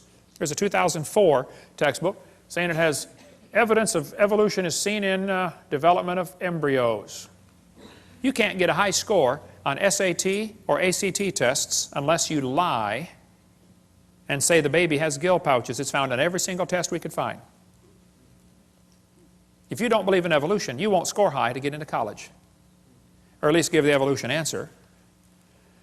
Why would they keep this in the textbooks 130 years after it is proven wrong? There's only one answer I can come up with.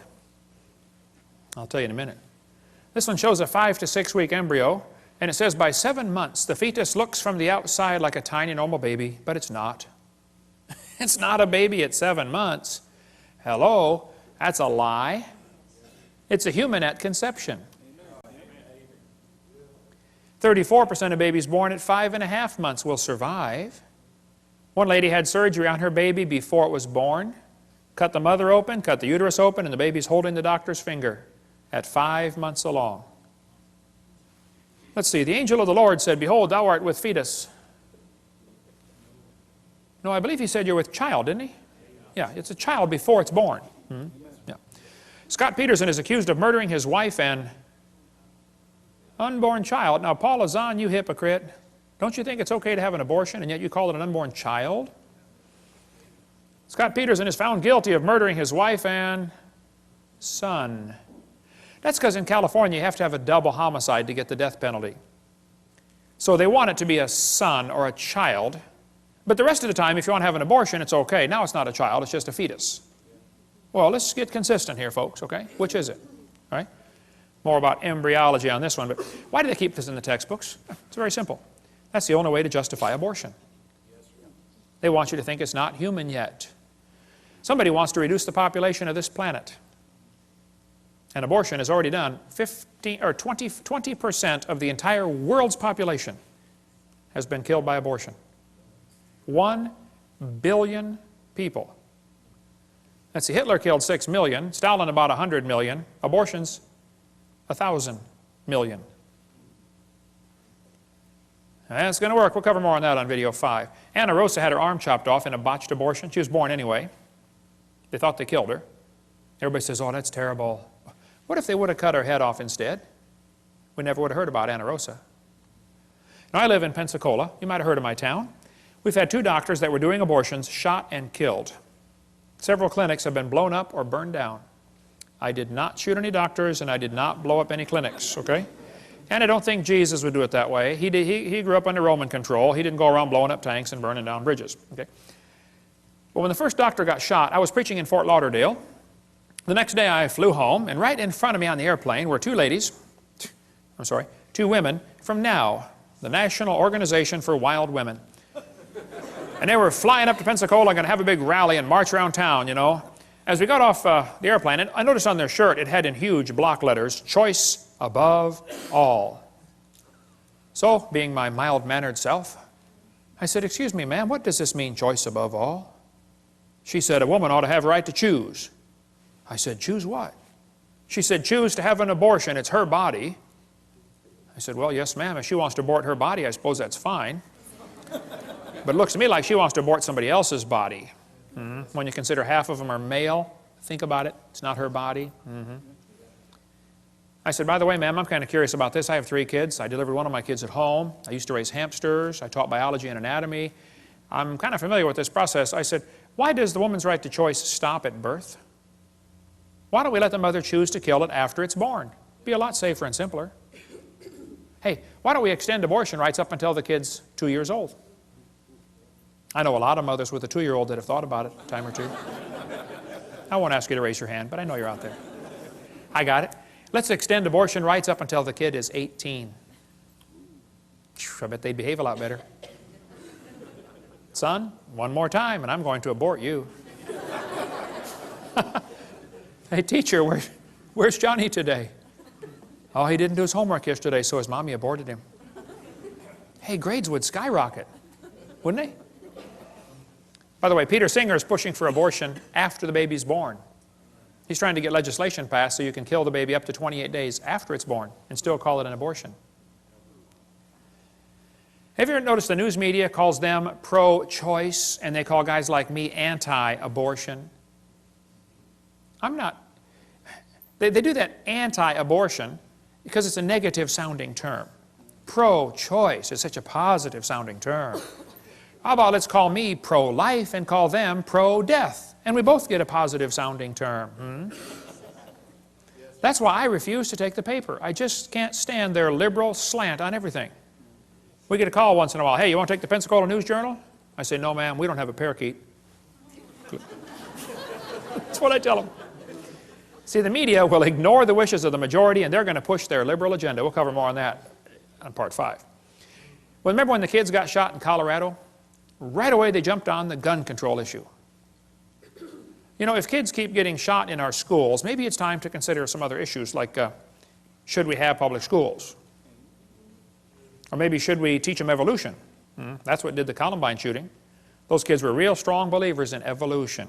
They made a videotape before the shooting. One of the boys said, he doesn't deserve the jaw evolution gave him. Look for his jaw, it won't be on his body. They were strong believers in evolution. They did the shooting on Hitler's birthday on purpose. They shot Isaiah Shoals just because he was black. Eric's t-shirt said natural selection. And then Rosie O'Donnell said, see, we need more gun control. Rosie, Rosie, Rosie. Blaming guns for Columbine is like blaming spoons for Rosie O'Donnell being fat. It's not the spoon's fault. It's not the gun's fault, okay? Maybe certain criminals ought to be publicly executed. Maybe that's time to think that one through one more time. Maybe all law-abiding citizens should be required to carry guns to protect themselves. Suppose every teacher in the public school was required to be armed. Just suppose. How far down the hallway would those kids have gotten? Somebody sent me this button, proudly unarmed. Would you wear this? What does this say to a criminal? Rob me. Isn't that exactly what it says? Of course. The Founding Fathers gave us the Second Amendment so we could keep and bear arms, and it wasn't so we could go duck hunting. The purpose of the Second Amendment was so we could defend ourselves if the government goes bad. Last-ditch defense against an evil government is an armed citizenry. You ever notice a lot of animals that eat grass have horns? Did you know you don't need horns to eat grass? The purpose of the horns is to explain to the lion, stay off my back. I just want to eat the grass, leave me alone. And I think everybody ought to be armed, not so we can hurt anybody, but just so we can explain to people, leave me alone. Don't take my stuff. Don't break into my house. Don't steal my car. Don't come hurt my family. Okay? Thank you. Now, I probably waited too long. I didn't start my kids shooting until they were about 3. I probably should have started about 2, you know. Okay. Here's the logic they use to justify abortion. They're going to say, well, it's not human. Oh, brother. You're either dumb or you're lying. It's human at conception, okay? They're going to say, well, it's not viable. It can't live on its own. You're not viable yourself stark naked on the North Pole, you know. Can't live on its own. I know kids that are 25 that still come borrow money from Dad. Hey, Dad, can I borrow some money? You ought to be able to live on your own by now, son. They're going to say the child may be unwanted. There's kids that are already born that are unwanted. My parents moved 4 times when I was growing up, but I found them every time. By the way, there's probably 5 people in this room that have had an abortion. Now you listen carefully. God loves you. He can forgive you. It's not the unpardonable sin. God can use you in a powerful way. But don't you go through life justifying it. Don't say it was okay. No, it wasn't okay. It was murder. So confess it, forsake it, get right with God, and go serve God with your life, okay? Amen. Half the Bible is written by murderers, okay? You're in good company. They're going to say, well, the child may be unwanted. Well, a lot of people are unwanted. Year after year, the number of people waiting to adopt is about equal to the number of abortions. The babies are not unwanted, okay? They're going to say, well, the child may be a financial burden. Show me a kid that's not. Anybody got a kid that's not a financial burden? They're going to say it may be from rape or incest. Well, then you kill the rapist, not the baby. Execute the rapist and adopt out the baby. It's not that complicated. Hey, did you know it's illegal to shoot deer at night with spotlights in just about every state? Is it illegal in Tennessee to shoot deer at night with spotlights? You got to give them a sporting chance, right? Let's give the baby a sporting chance. Pass a law in Tennessee that says if a lady goes to have an abortion, the nurse will have a jar of marbles, and we're going to have a lottery, okay? 1 marble for baby, 1 for mother, and 1 for father. And 1 for doctor. And 1 for governor. Yeah, let's put several in there for the past president. And let's really have a choice. Now, if he's not alive, why is he growing? If he's not a human being, what kind of being is he anyway, huh? She says, honk if you're pro-choice. It's easy for her to be pro-choice. She's already been born. I don't know if you ever thought about this, but did you know everybody that ever voted for abortion has already been born? Think that one through. They say, well, abortion's legal. Well, that doesn't make it right. 1936, the German Supreme Court declared Jews in Germany are not persons. That opened the way to allow Hitler to kill the Jews. 6 million, at least, Jews were killed. I read lots of books about Hitler. I've been to Germany a couple times. Hitler said, I have the right to exterminate an inferior race that breed like the vermin. Hitler thought the Jews were an inferior species. He said the Germans are the superior race that deserve to rule the world. Hitler was killing the Jews to make more living space for the Germans. He sought to make the practice of Germany conform to the theory of evolution. Hitler said, if you want these criminals, I'll send them to you on luxury ships. You know, in 1938, the Jews could have been saved, but America refused to take them. Every country but Sweden refused to take the Jews. Hitler's book and his mind was captivated by evolutionary thinking, probably since he was a boy. Evolutionary ideas lie at the basis of all that is worst in Mein Kampf. Hitler thought it was the duty of the strong to trample the weak. In his book, Hitler said, nature does not desire the mating of weaker with stronger individuals, even less does she desire the blending of a higher with a lower race. Who's a higher race, Adolf? He kept talking about the mingling of Aryan blood all through his book. He talked about Aryan races, lower peoples. Well, I found Hitler's hit list. Hitler thought the blonde-haired, blue-eyed Norwegians were close to pure Aryan.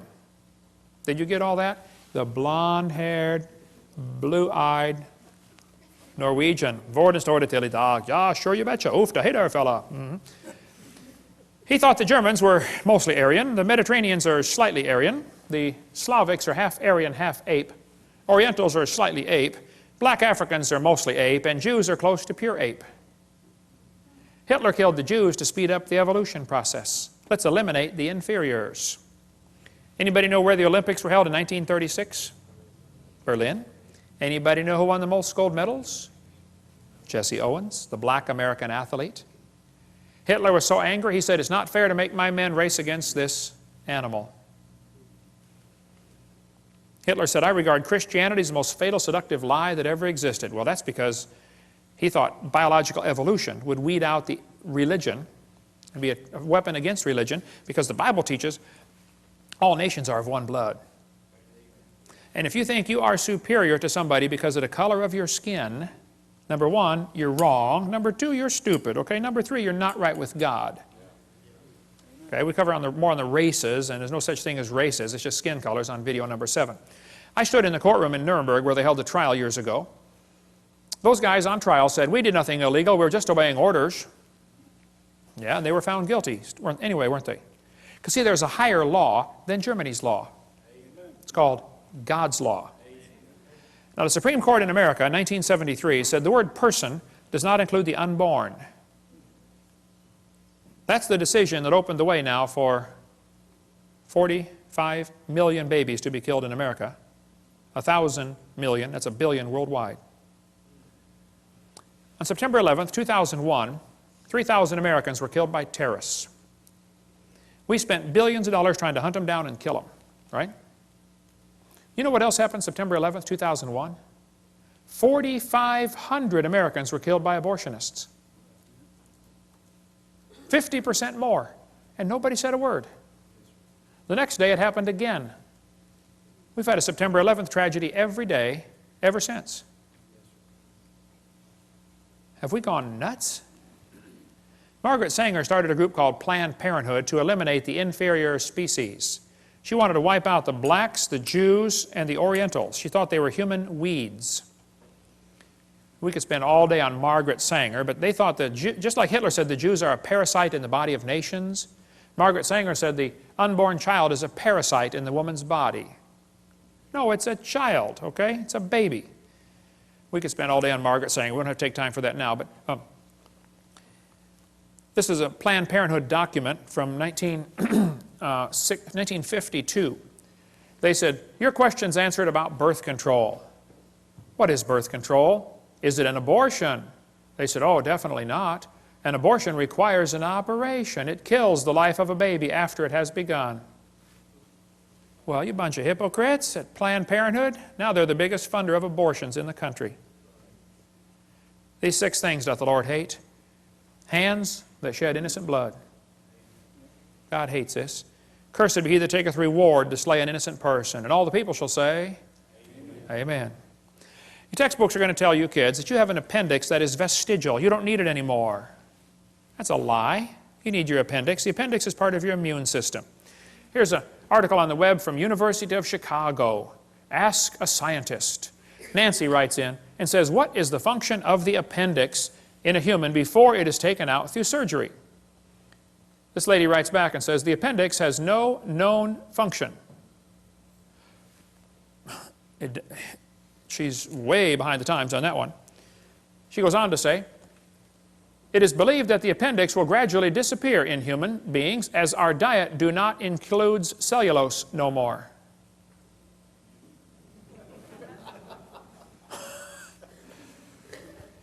Our diet do not include cellulose no more. University of Chicago. Wow. Good place to get an education. Not in English, apparently. But in the first place, this is not true, okay? The appendix is part of your immune system.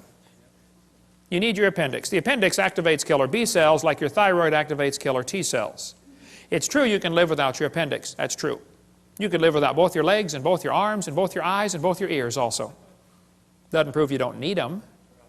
If you take your appendix out, you got a much better chance of getting all sorts of diseases. This textbook says the whale has a vestigial pelvis. Many organisms retain traces of their evolutionary history. For example, the whale retains pelvic and leg bones as useless vestiges. National Center for Science Education teaches, Bossy the cow evolved to blowho the whale. The cow evolved to the whale. And the evidence is the pelvis. Whales have a pelvis, vestigial pelvis and leg bone that serve no purpose. They have hind limb bones that have no function. Just imagine whales walking around. It's true. Well, here's the bones they're talking about right there. Just imagine the whale walking around. I have tried and tried to imagine, and I just can't do it. Almost every type of whale has these bones right there in the abdomen. They are not attached to the spine. That's correct. Textbook says the whale's pelvis is located far from the vertebra and has no apparent function. The whale's pelvis is evidence of its evolution from four-legged, land-dwelling mammals. This is a lie. Those little bones are anchor points that special muscles attach to that allow the whales to reproduce. Whales are kind of big, you know. And without those special muscles and those special bones, they can't get more baby whales. So either these guys are ignorant about their whale anatomy or they're lying to your kids trying to spread their theory. But it's not true that those are vestigial, okay? There are no vestigial organs, and if there were, think about it, that would be the opposite of evolution. That's losing, not gaining. How's that going to help? You lose everything until you have it all?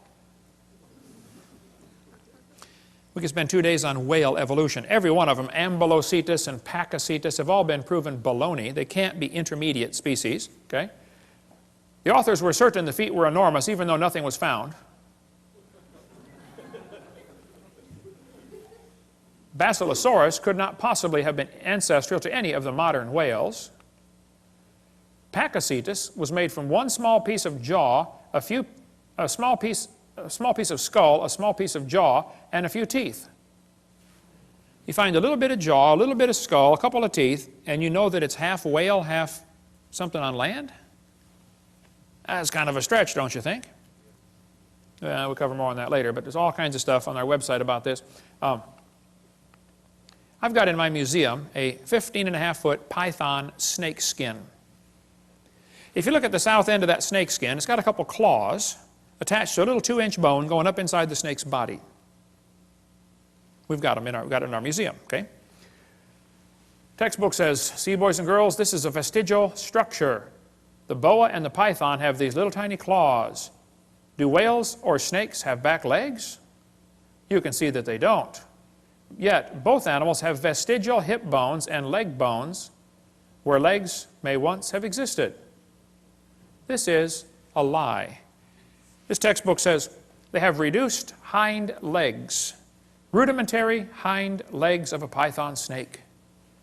You've got to be kidding. Those little claws are used in mating, okay? The snake doesn't have any arms, and you can't talk and say, scoot over, honey, okay? This has nothing whatsoever to do with walking on land. It has to do with getting baby snakes. So once again, somebody's real dumb about their snake anatomy, or they're lying to your kids trying to spread their theory. This textbook shows the coccyx, the human tailbone, and at Discover magazine, and it says, that's all that's left of the tail that most mammals still use. Humans have a tailbone that is of no apparent use. I was in a debate in Huntsville, Alabama, against the president of the North Alabama Atheist Association. He got up in front of God and everybody and said, folks, I've got proof for evolution. Humans have a tailbone they no longer need. I said, Mr. Patterson, I taught biology and anatomy. I happen to know there are 9 little muscles that attach to the tailbone, without which you cannot perform some valuable functions. I won't tell you what they all are, but trust me, you need those muscles. I said, now, if you think the tailbone is vestigial, I, Kent Hovind, will pay to have yours removed. Bend over. Critical thinking, this book says, 2005 edition. At the end of your backbone is a coccyx, a few small bones that are fused together. Could the human coccyx be a vestigial structure? Or is it the start of a newly evolving structure? That's thinking critically.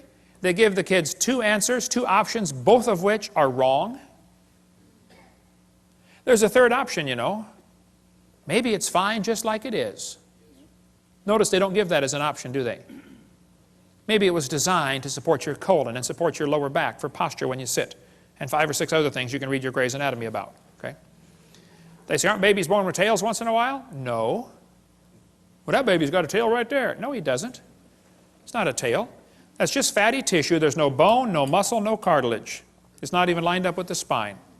It has to do with the way the baby develops inside the mother. There's fat around the nervous system to protect it until the bone grows around it. Generally, the fat is resorbed into the system as the baby grows and develops bone, but on extremely rare occasions, the fat is excluded outside the body like a big wart. So what you do, you cut it off, sew it up, put a diaper on the kid, and send him home. It's just nothing like it's just like a wart. That's all it is. Cut it off. It's not a tail. This one says the coccyx is a small bone at the end of the human vertebral column. It has no present function, and is thought to be the remainder of bones that once occupied the long tail of a tree-living ancestor. They told me when I was a kid, man used to have a tail, but he lost it because he didn't need it. I thought, didn't need it. Have you ever thought how handy a tail would be? Have you ever come to the door with 2 sacks of groceries? Man, wouldn't that be nice to be able to grab that door and walk right in there? You could drive down the highway and hold that can of Coke and tune the radio knob all at the same time. Lost it because we didn't need it. That's a lie. Everything used as evidence for evolution has been proven wrong.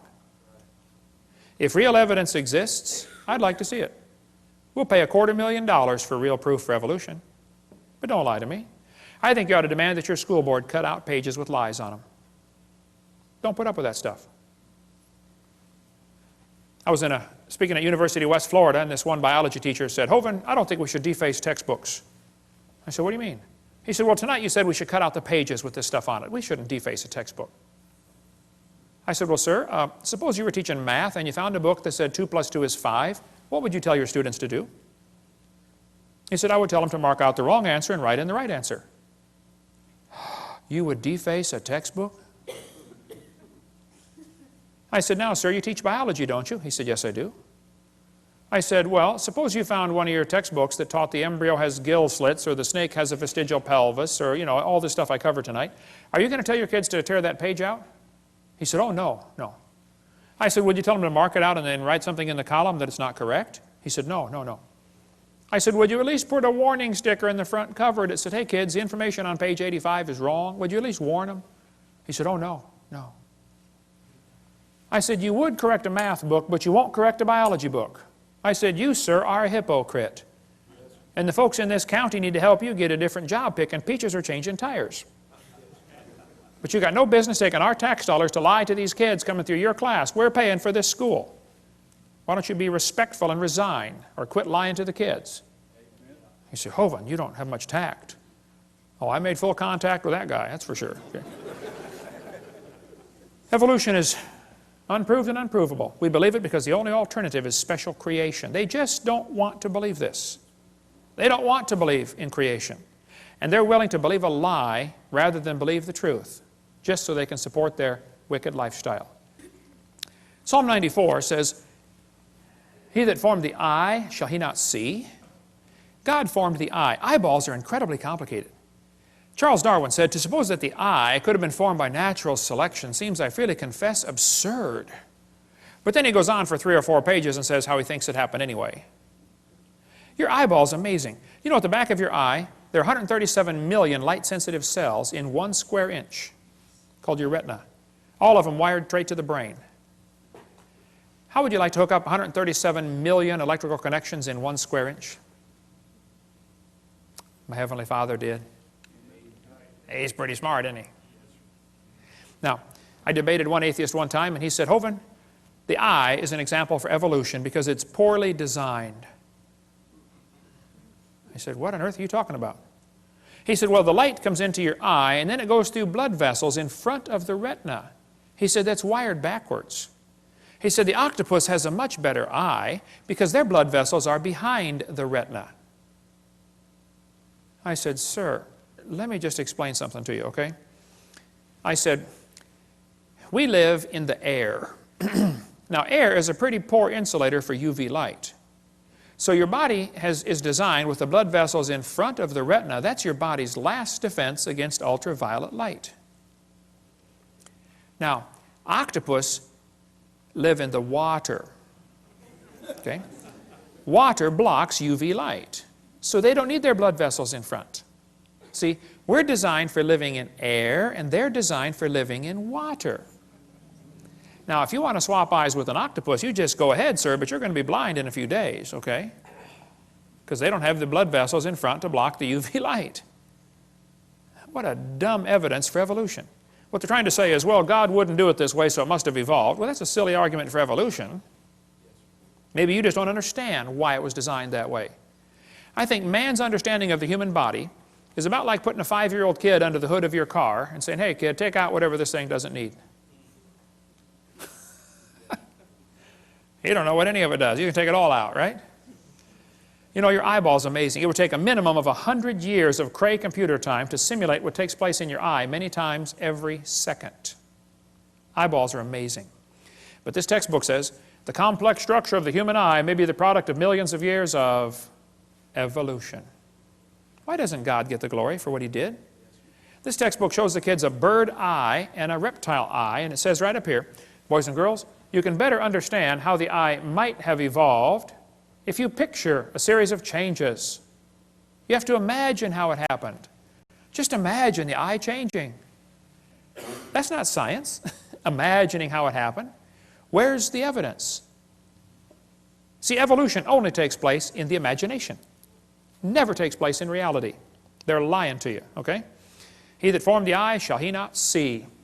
Science deals with things we can observe and study and test. You don't observe anything about evolution. If you have something that's designed like an eyeball, it demands a designer. If painting is proof there was a painter, even if you never see the guy. A building is proof there was a builder, and a watch is proof there was a watchmaker, and design, the creation, is proof there was a creator. See, design simply demands a designer, period. The invisible things of Him from the creation of the world are clearly seen. They are without excuse, the Bible says. There's no excuse. The psalmist said, when I consider the heavens. You know, God knows that the study of science will draw us to Him. Satan knows that too. So Satan has worked really hard in the field of science to make sure it pushes kids away from God. And we need some good godly science teachers to get involved in the school system and turn this thing around, okay? And by the way, we can prove the existence of God by the impossibility of the contrary. It's impossible that there not be a designer. It's just not possible. There had to be a designer, okay? I like to show evolutionists this picture. I say, guys, here we have, as far as I know, the world's largest rock group. You know of a bigger one? I'd like to see it, okay? I'll say, do you think there's any way George Washington's face could have appeared on this rock by chance? I say, no, it was designed by a guy named Borglum. It took him a long time to build it. Okay, very good. Now, let me ask you a question. You say there's no way this face could appear on the rock by chance. You don't think wind could have done that? Abrasion, exfoliation, thermal expansion of the rock? Nothing? Nope, happened by design. Okay, now let me ask you this question. Do you think George Washington himself, with 50 trillion cells in his body and all these complex systems, happened by chance? I say, yeah. Now, wait. You don't think his face could appear on a rock by chance, but you do think his whole complex anatomy could happen by chance. Are you dumb in any other area, or is that the only one, you know? Then they tell kids that plants are adapted to their environment. Adapted? Yes, boys and girls, gills are an adaptation to living in water. Oh, well, how did they live before they adapted the gills? Well, you see, Mr. Hovind, for millions of years, they all died. None of them lived until they adapted the gills. Oh, I see. Why don't they say it's a design feature? See, they avoid using the word designed because then some kid's going to say, who's the designer? Adaptations for living on land. Legs. Oh yes, boys and girls. Legs support the body's weight as well as allow movement from place to place. Well, that's true. It doesn't prove they adapted by themselves, though. Lungs. Oh boy, the delicate structure of a fish's gills depends on water for support. On land, lungs carry out gas exchange. That's true. That's not proof one changed to the other, though.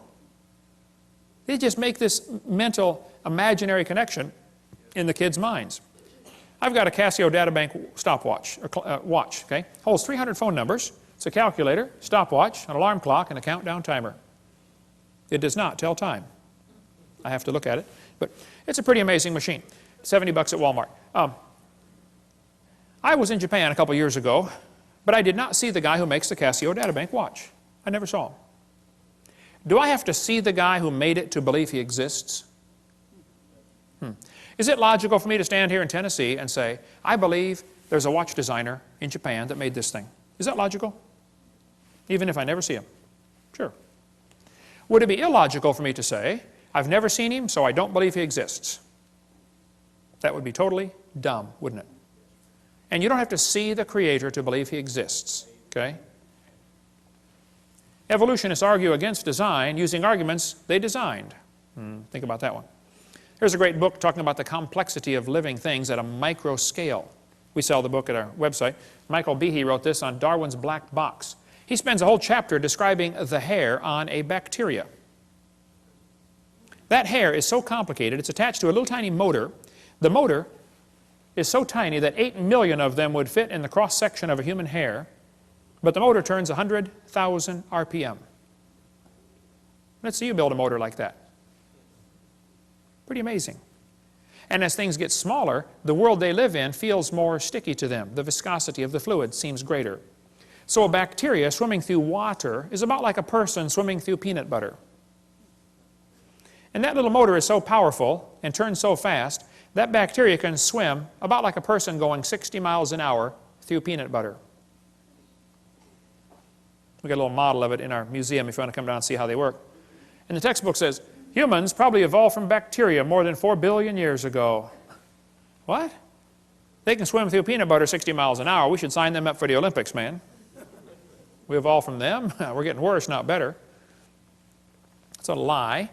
Nothing this small and complex could have happened by chance. This is a great book that we sell in our bookstore. Just simple illustrations. Could a box evolve? Could an ink pen evolve? Could a paperclip evolve? It just goes through a bunch of simple things and show it just can't happen, okay? Then they talk about the origin of life. Yes, boys and girls, how living things started from non-living matter. This is pure baloney, how they teach this in the books. We're going to cover that after a quick break. Cover a few more lies in the textbooks and then tell you what you can do about it. Some practical steps to fix the problem right after the break. In the last 2 sessions, we covered 15 lies found in the typical textbook. I taught high school science for 15 years, and I'm not against science, I'm not against schools, I'm not against teachers, but I'm against lies. Just don't lie to the kids, okay? The Bible says in the book of Proverbs, "Cease, my son, to hear the instruction that causeth thee to err from the words of knowledge." Don't listen to things that are simply not true, okay? Get the lies out of the books. The Bible says God created all things, and it says, "Heaven is my throne and earth is my footstool. Hath not my hand made all these things?" God made everything. And the Bible says God formed the entire world. The Bible says God created great whales and every living thing. Now, the textbooks in school are going to teach your kids that every living thing happened by itself. They're not going to teach them God created every living thing, that's for sure. Here's a textbook that says, "The history of life on earth began about 3.5 billion years ago. How this occurred has been and will continue to be a topic for inquiry." Let me give you the Hovind translation of what they just said. What they just said is, it's okay to inquire how it evolved. It is not okay to inquire if it evolved. Hey kids, you're allowed to research, how did evolution happen? And if some kid says, well, maybe it didn't happen at all. Oh, shut up, kid, you're out of my class, okay? The only way you can research is, how did it happen? You cannot even ask the question, did it happen? That's not education. That's indoctrination. Okay? I'm sick and tired of paying for that stuff. Now, nobody knows how a mixture of lifeless chemicals spontaneously organize themselves into the first living cell. Paul Davies said, nobody has a clue how life got started from non-living material by itself. There is not even a good theory how it can happen, but the textbooks are going to teach your kids it just happened, okay? They just tell them, hey, it happened. And you can't even consider the option that maybe God made it. Here's what happened. Back in the 50s, 2 guys, Miller and Urey, decided to figure out how life evolved. So they took a mixture of chemicals and ran it through these tubes and tried to create life in the laboratory. The experiment's been duplicated many, many times, always been a failure, and always created more problems for the evolutionist. This textbook says, although he never proved how life originated, he did add evidence to the theory that life could have started by itself. That is a lie. All they did was create problems for the idea that life could have started by itself. This one says, swirling in the waters of the oceans is a bubbling broth of complex chemicals. Progress from a complex chemical soup to a living organism is very slow. Oh, it sure is. It don't even happen. That's how slow it is. There are several different articles that say life came from clay. Yep, got some clay together and poof, came alive on the bottom of the ocean. They did not address the origin of life in Darwin's book, and it's never been figured out since how life could have started. What he did is he took these 4 chemicals and put them in these glass tubes, made them circulate around, and tried to create life in the laboratory. This textbook says, many important events occurred during the Archean era, the most important of which was the evolution of life. Progress from complex molecules to the simplest living organism was a very long process. I guess so. If you give it billions of years, somehow it looks more reasonable, This one says, the first living cells emerged between 4 billion and 3.8 billion years ago. There is no record of the event. But you better believe it, and you're going to be tested on it. The first self-replicating systems must have emerged in this organic soup. So great-great-great-great-grandpa was soup. This is one of the lies in the textbooks you kids have to face. Nobody has a clue how life could have gotten started by non-living chemicals. Even Haeckel confessed, he's the guy we talked about in the last session, that made up the idea that the embryo has gill slits, you know, so they could justify abortion. Haeckel said, he claimed that spontaneous generation must be true, not because it had been proven in the laboratory, but because otherwise it would be necessary to believe in a creator. Well, Ernst, I'm sorry, bud, that's just the way it goes. Okay, there's a creator, whether you like it or not, okay? So have they really produced life in the laboratory? Oh, they haven't even come close. Here's what they did. They took 4 gases. They took methane, ammonia, water vapor, and hydrogen, ran them through these tubes, ran it through a spark chamber supposed to simulate lightning. And say, we're going to put them together and make life in the laboratory. At the bottom of the flask, they got this red goo, and they kept draining the goo off, because if it went through the spark again, it would destroy it. So they had to make the goo and then save it from the next spark, okay? They said in the textbook here it was rich in amino acids, this red goo was. Well, that's simply a lie, okay? They didn't come close to making life. The problem is they had a reducing atmosphere. In other words, he excluded oxygen. You can look at his 4 gases. There's no oxygen there. He knew if he had oxygen in there, it would oxidize whatever chemicals tried to combine. You know, you cut a banana open and lay it on the table, it turns brown, it oxidizes. You don't paint your car, and it oxidizes, it rusts. Well, living cells will oxidize quickly in the presence of oxygen. So he didn't put any oxygen in there.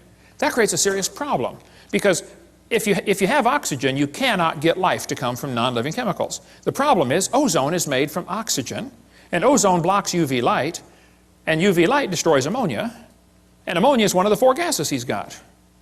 So you cannot get life to evolve with oxygen, and you cannot get life to evolve without oxygen.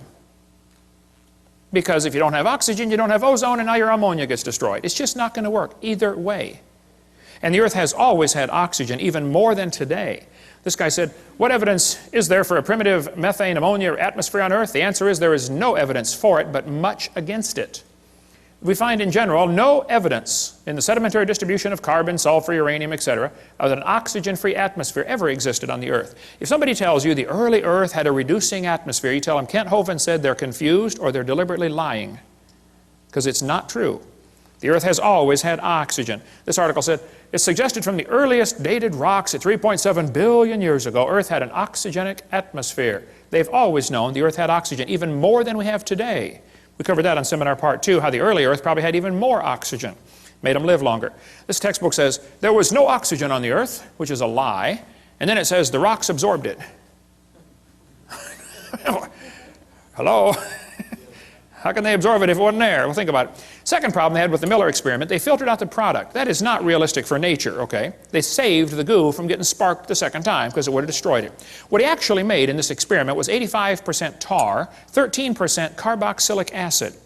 Now, both of those are poisonous to life. If you make a mixture that's 98% poisonous to the other 2%, I don't think it's logical to say you've succeeded in creating anything that's going to help make life, okay? The problems are he made mostly only 2 amino acids. There are 20 different ones required to make life. 20 different amino acids. Now, these amino acids are kind of like letters of the alphabet, okay? You have to have 26 letters in the English alphabet to make all the words that we have. Well, you have to have 20 different amino acids to make all the proteins that your body has. With those 20 different amino acids, your body can build a bazillion different kinds of proteins. Kind of like you can make a lot of different words with the same 26 letters, okay? What he actually made was a couple of letters, like 2 of the letters of the alphabet, by combining these gases. This creates a real problem since half of them were left-handed and half of them were right-handed. What he actually made was amino acids, only 2 of them, and half of them were backwards. I mean, if I drop letters of the alphabet, there's a 50-50 chance some of them are going to land upside down. They don't do any good. You have to have them all facing the right way. The smallest proteins we know of have about 70 to 100 amino acids, all of them facing the right way. This greatly compounds the problem, okay? DNA and RNA are all right-handed, all other proteins are left-handed. It's a very puzzling fact. All proteins that have been investigated from animals, plants, and higher organisms, and from simple organisms, bacteria, molds, even viruses, are made of left-handed amino acids. They're all that way. So he's really got a problem since half of his letters were backwards. And there are hundreds of amino acids required to combine in just the right way to make a protein, and they unbond in water faster than they bond. And they claim this all happened in the oceans. Well, the oceans are completely full of water, all the way to the bottom. And Brownian motion is going to drive them apart. It's not going to put them together. One of the lies in the textbooks is that they made life in the laboratory. They have all they've done. Every experiment has made the problem worse for the evolutionist, okay? These spontaneous generations do not occur spontaneously in water. Life is not going to get started in this way. There's a whole lot more in the book, Icons of Evolution, if you want a lot more on the subject to go down deep. But they got this weird idea in their head that all they have to do is get all the right chemicals together and then add energy, and it'll make life. Okay, well, let's do an experiment. Let's put a frog in a blender and turn it on. In a matter of moments, you will have frog nog. And you will have all of the chemicals required to make a frog in one blender, right? Then we're going to add energy. You can turn it on puree for 30 minutes. You can nuke it, microwave it, zap it with jumper cables. I don't care what you do. Drop a hand grenade in there. Add all the energy you want, okay? How long will it take to reassemble the frog?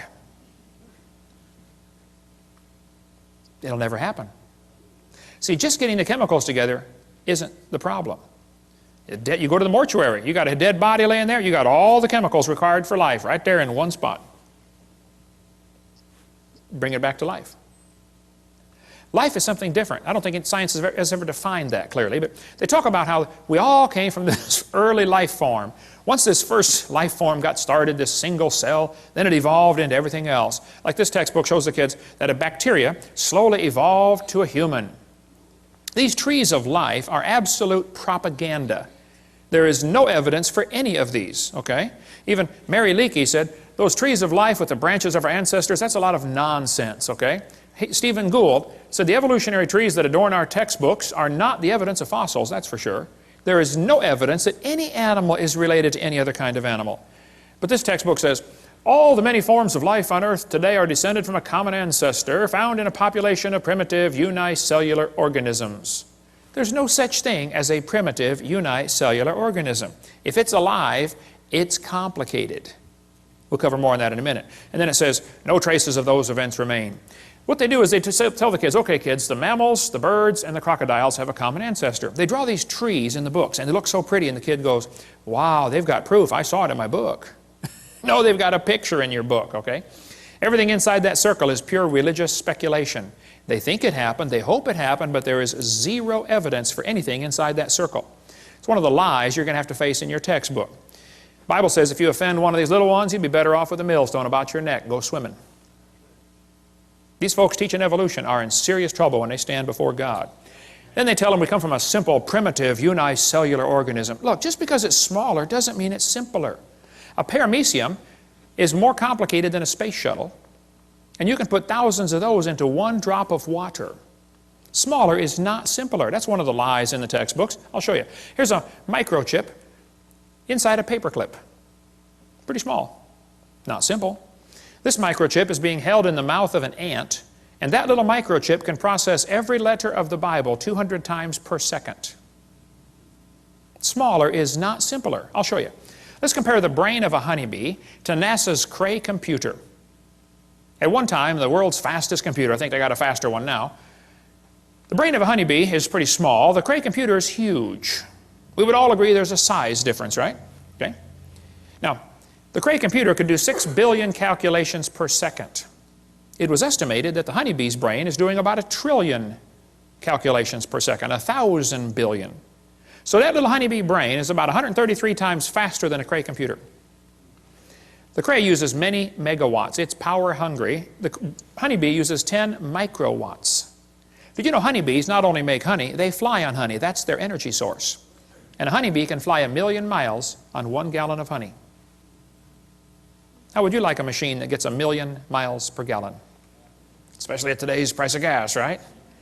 Fill up once and you're done for the rest of your life. The Cray cost $48 million. The honeybee's brain is pretty cheap. You splat them on your windshield all the time, right? Many people scramble when the Cray breaks down. Nobody heals the honeybee. A self-healing computer. Steve, you work on computers. How'd you like one of them? Something crashes, reconfigures itself, fixes it all up, no problem. Cray weighed 2,300 pounds. Honeybee's brain doesn't weigh too much. So what should we conclude? Let's see, the supercomputer is huge, it is slow, it is very inefficient, it is power hungry, and it had to be designed. We all know that, right? But did they turn around and look at the honeybee and say, well, that happened by chance? And the brain of a human is a whole lot more complex than a honeybee. For heaven's sake.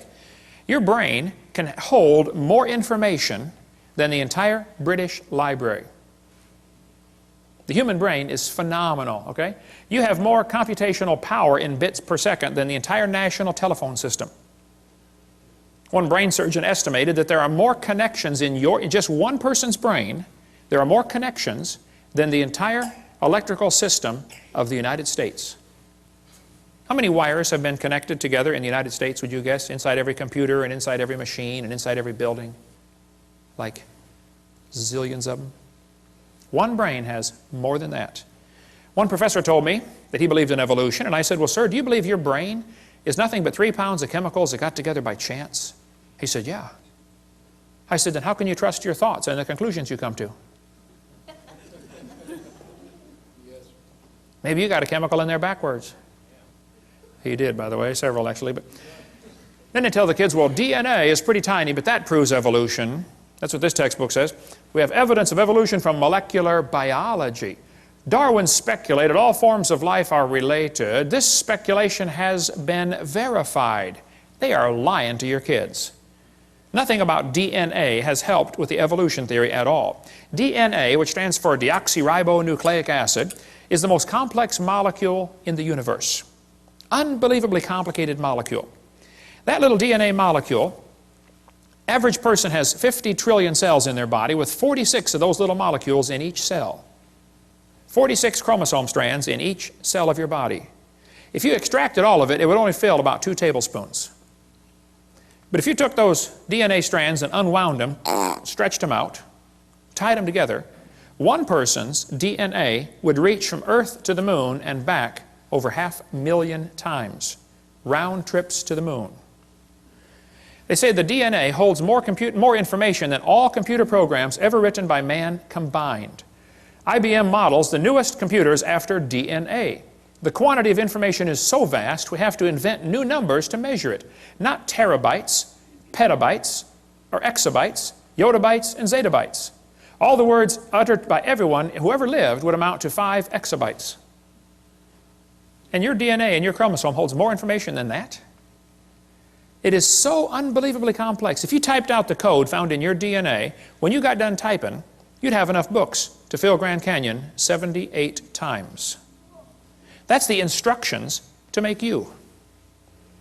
I'd say you're pretty special. Quite a list of instructions to make you. David said, I will praise thee, for I'm fearfully and wonderfully made. And he didn't have a microscope, and he could figure that out. Yeah. You know, from conception to birth, the baby adds 15,000 cells per minute to its body. Each one is more complicated than a space shuttle. How would you like to be in charge of the supply end, of supplying a factory that is producing 15,000 space shuttles a minute? And it's your job to make sure they have all the nuts and bolts and screws and everything they need to put that thing together. Some of you women are saying, boy, I did it, and that's hard too. Sometimes they want pickles in the middle of the night, you know. What are you building down there anyway, you know? The probability of one DNA happening by chance has been calculated to be 1 in 10 to the 119,000th power. That's a big number when you figure the entire visible universe is about 10 to the 28th inches in diameter. DNA has not proven anything that would help the evolution theory. It's been made the problem much, much, much worse. But let's just assume that the chromosome number means something and that, you know, it could evolve. Okay, well then I did some research on this. I discovered penicillin has 2 chromosomes. That one had to evolve first. And then slowly over millions of years, they got some more chromosomes because they're complicated, you know, and turned into a fruit fly. You can see the similarity there. It's only got 8 chromosomes. And then very slowly it evolved some more chromosomes and became either a tomato or a housefly. Very tough to tell the difference. They're identical twins, you know. And then very slowly over millions of years it evolved into either a pea or a bee. You can see the similarity there, you know, pea, bee, very similar. And slowly became lettuce and then a carrot. And finally, when we got to 22 chromosomes, triplets. The possum, the redwood tree, and the kidney bean all have 22 chromosomes. Average scientists cannot tell them apart. Let's see, which one is which here? Okay, let's see, tree, possum, bean, and we have 46, folks. And if we can just get 2 more, the next step of human evolution, we're going to become a tobacco plant. I know some already smell like it. Sometimes I'll get on the elevator and I'll say, man, you're evolving, you're way ahead of me. And it probably won't happen in my lifetime, but we might get enough chromosomes someday to be either a dog or a chicken. They're twins too, you know. And then way down the road, you know, we're going to become a carp. They got double the chromosomes we do. And someday, star date 349572, we're going to become a fern. I was at a church one time and this lady walked up to me afterwards and she said, Mr. Hovind, I'm fern. I shook hands with that hand right there. I'll never wash it again. Hey, how come the evolutionists are always comparing things that fit their theory? Why don't they show us the things that don't fit their theory? Like, let's just say we're going to examine how things evolved based upon how long they lived. Well, we could arrange animals by how long they live, and we'll find out the hamster evolved first, slowly turned into a cat, and then a canary, and then a dog, and then a chimpanzee, and an alligator, elephant, horse, turtle, and human. We made it, folks. We made it. Let's arrange the animals based on how long they're pregnant, their gestation period. Well, in that case, the possum, only 13 days. How'd you like that, ladies? Only be pregnant for 13 days. Not bad, huh? Yeah, I'd have a bunch of kids in. Slowly evolved into a hamster, then a rat, then a rabbit, kangaroo, on down the list, and the elephant. 640 days. They are the winner. The most evolved creature on earth. Or maybe, you can see here the cat and the dog are identical twins, you know. Maybe we should arrange them based on how much they weigh in their adult form. Well, the shrew only weighs 4 grams. Slowly it became a mouse. And very slowly, over billions of years, became a whale. The whale's the most evolved now. Why don't they show us these charts, huh? And why is it that amphibians have 5 times more DNA than mammals, and some amoeba have 1,000 times more DNA? They don't tell us these things because it doesn't fit their theory. It's impossible to arrange in any sort of evolutionary series based on just one little bit of facts. You better find all the facts. You find out this evolution theory fails miserably. But they tell the kids, we're going to think critically. Boys and girls, there are 20 kinds of amino acids. That's a fact. Explain how this fact supports the idea that all life shares a common ancestor. How's a Christian kid supposed to answer that for homework for Monday? Don't you see a built-in assumption in this question? That's not learning to think critically. Would the kid be allowed, teacher, to explain how this fact that all life forms have 20 amino acids, would the kid be allowed to say, maybe that proves the intelligence of a common designer? Maybe God gave all the animals the same basic 20 amino acids so that we don't have to just eat each other, you know. I mean, if they're all totally different, wildly different kinds, then we could only eat other humans. But see, God made it this way so the brown cow can eat the green grass and give the white milk and make the yellow butter, and I eat it and get the blonde hair. Maybe that's why there's all the same basic building blocks. Yeah. One of the lies they face in the textbooks is this idea that all these similarities prove a common ancestor. Well, let's pretend that it does, okay? This textbook says humans and orangutans are 96% similar, proving a common ancestor 15 million years ago. I don't think so. Humans and chimps have thousands of differences. Thousands of differences. Overall, this guy says the genetic difference is only 1.6%. Oh, that's what they used to think, but that's a lie. Barney Maddox was the leading genome researcher on this project. He said the genetic difference between human and chimpanzee is at least 1.6%. That doesn't sound like much, but calculated out, that's a gap of 48 million nucleotides. And a change of only 3 nucleotides is fatal to an animal. He said it's not going to happen. That's when they thought the difference was 1.6%. It's still too big of a gap. Now then, later they found out, oh, actually it's a 95% similarity, which is 5% difference. And just recently they said, oh no, wow, look at this, it's 7.7% difference. The difference, the more we study about this, the worse the problem gets for the evolutionist. Actually, it's becoming worse by the day. This result is based on only 1 million DNA bases out of 3 billion. They've only analyzed 1/3000th of the human DNA code. A very small percent has actually been analyzed. French and American scientists have mapped chromosome 14, the longest sequence to date. and the site of more than 60 disease genes. The feat enlisted nearly 100 researchers and marks the 4th of the 24 human chromosomes mapped so far. If somebody tells you they have mapped the entire human genome, you tell them Kent Hovind said they're mistaken or they're lying. Okay, they've only mapped a small percentage. Okay, then it says the French National Sequencing Center said the chromosome is comprised of more than 87 million pairs of DNA, all of which have been sequenced, so the chromosome's map includes no gaps. This is the longest piece of contiguous DNA sequenced. 87 million pairs, a fraction of the total 3 billion pairs found in the human genome. They still don't know how much there's in there, and it's already 7.7% difference.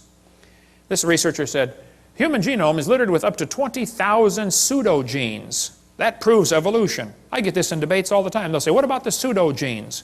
I said, there's no such thing. They say, well, yeah, there are thousands of pseudo, which means a false gene. It doesn't do anything. Oh, no. Those pseudogenes serve several purposes. Number one, they serve as decoys to draw poisons away from the real ones. Number two, they serve as backup mechanism. It's like your computer has an automatic backup. You know, if a piece of the memory gets destroyed, another one of those pseudogenes jumps right in, takes over. No, there's not. They took out some of the pseudogenes to see what would happen. They said, well, the mouse doesn't need these things. Let's take them out. And there's how they turned out. They were deformed terribly. No such thing as a pseudogene. The pseudogene may function as a decoy to lure away destructive enzymes. Discover Magazine of '03.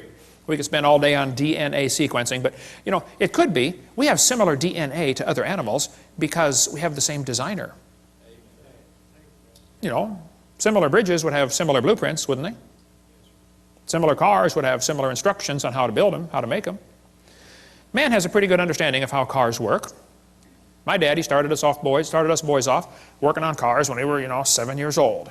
I've had 128 cars, I believe. I've rebuilt the motors, the transmissions, the wobbleator shafts, the differentials, the high-speed Canuten valves, and the muffler bearings. I have a pretty good understanding of how cars work. But understanding the operation of a car does not explain the origin of the car. Big difference.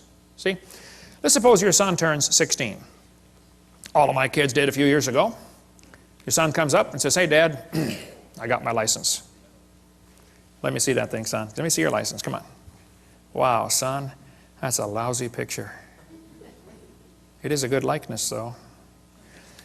He says, hey, Dad, can I drive the car? Well, son, your mom and I knew this day was coming. The car is a very complicated machine. Did you know there are 3,000 bolts required to hold a car together, and one nut can scatter it all over the highway? We don't think you're ready for the whole car, son. We're going to let you slowly evolve into the car. This year we're going to give you 10%. Next year maybe just a little more. Hey, what good is 10% of a car? That's what you put in a junkyard. How many things have to be right on a car to make it work? Like thousands of things? How many things would have to be wrong to make it stop working? Any one of the many thousands of things. Like not having the keys, not having any gas in it, Take the distributor cap off and run a pencil around the inside and put it back on. Boy, they'll never find that one. Take the spark plug wire off, put a doorbell wire in there, shove it back down, feed the doorbell wire through the firewall, and weave it through the fabric of the front seat. Do that when they're going on their honeymoon, get in the car. Wow, let's go, honey. Bam! Ooh. Ooh, what was that? Okay. There's 1,000 things that make your car quit running. Probably 10,000 ways to stop a car from running. Shove a potato in the exhaust pipe, watch what happens. I don't want to give you any more ideas, okay? But there are thousands of differences between humans and chimpanzees. But if you think a percentage of similarity proves a relationship, let me show you the research I've been doing. I discovered clouds are 100% water. Watermelons are 97%. It's only 3% difference. That proves they're related. Jellyfish are 98%. Missing link. And so are snow cones. Yeah, there we go. We got the proof, okay? Then they tell them fossils prove evolution. I say, guys, you got to be kidding. This textbook says, evidence of evolution from the fossil record. Oh, no, don't give me that. That's a lie. There is no fossil record. There's a bunch of bones in the dirt. It's not a record, okay? You're putting your interpretation on those bones they're digging out of the dirt. There is no fossil record. This textbook says evolution is a fact. The fossil record provides some of the strongest evidence that species evolved over time. This is silly. There is no fossil record. You don't look back into time. You look at a bunch of bones you dug out of the dirt. And you put your interpretation on them, okay? Fossils only exist in the present. They don't exist in the past. I mean, you're digging them up and it's 2005, okay? You can't say, wow, this fossil is 40 million years old. You don't know that. Okay? All we do is put our interpretation on the fossils. But the kids are taught fossils contribute to our understanding of evolution. Kids, keep in mind, dead animals do not reproduce or evolve. Darwin said, if my theory is true, numberless intermediate species ought to have be found in the fossil record.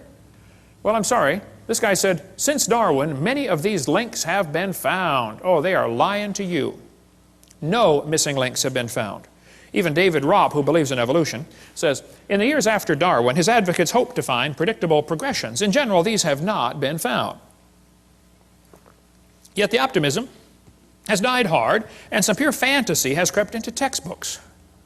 You're kidding. Fantasy in the textbooks? That's a fancy word for a lie. Okay?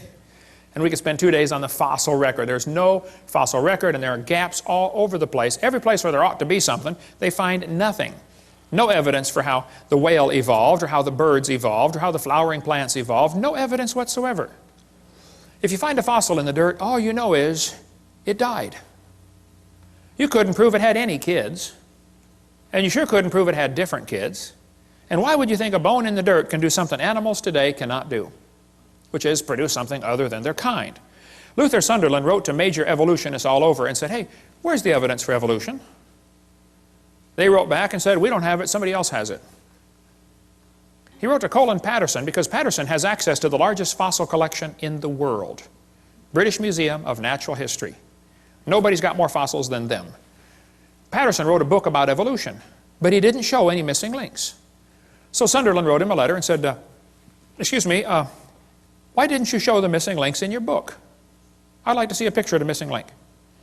Patterson wrote back and said, I fully agree with your comments on the lack of evolutionary transitions in my book. If I knew of any, fossil or living, I would certainly have included them. I will lay it on the line. There is not one such fossil. There are no missing links. The whole chain is missing. It's not a link they're looking for, folks. Even Stephen Gould said the absence of fossil evidence is a nagging problem for evolution. Yeah, it sure is. Stephen Gould died with a set of my videos on his shelf in his library. I hope he watched them. I donated them to him years ago, way before he died. Hopefully he watched them and got saved. I don't know. So Niles Eldridge and Stephen Gould have kind of resurrected the punctuated equilibria idea that came actually from Richard Goldschmidt. Goldschmidt said, the first bird hatched from a reptilian egg. They got so frustrated looking for missing links, they couldn't find any. They said, well, this just proves evolution happened quickly. Oh, I see, yeah. And this bird that hatched from the reptile egg, excuse me, who did it marry? Don't you have to have two in the same place of the opposite sex? I mean, what if you get two males? Huh? And don't they have to be at the same time in history? What if one's born just 10 years before the other one? Ah, just missed it. You got to get them in the same place of the opposite sex at the same time, and they got to be interested. You got a whole bunch of problems, okay? Serious problems. Then they tell the kids to think critically. Which theory best describes the organism's evolution? Gradualism or punctuated equilibria? Look what they do. Kids, which theory is the best explanation? Slow evolution or fast evolution? Do you see how they're giving the kids two options, both of which are false? Which is correct, boys and girls? Elephants are orange or elephants are pink? Oh man. Mom, what should I write for this one? I don't know, honey. Go do your homework. They're neither one. You realize how frustrating this is for Christian kids to go through public schools and have this kind of stuff day after day after day, and how it wears at their faith? And they finally just start giving the evolution answers. And 75% of the kids from Christian homes are being destroyed and losing their faith going through these public schools. That's not thinking critically. This textbook says, which is correct, boys and girls? Did evolution happen gradually or in short leaps and punctuated equilibria? They give them two options. Evolution happened slowly or evolution happened quickly. These guys are not capable of thinking outside the box. It didn't happen at all. Is that an option? But I guarantee if a kid puts it didn't happen at all on his test question, the teacher's going to count it wrong. I debated Dr. Pigliucci from Knoxville, Tennessee, UT Knoxville. I said, Dr. Pigliucci, you've studied and taught evolution of plants for 10 years. You've received $650,000 in grant money to study the evolution of plants.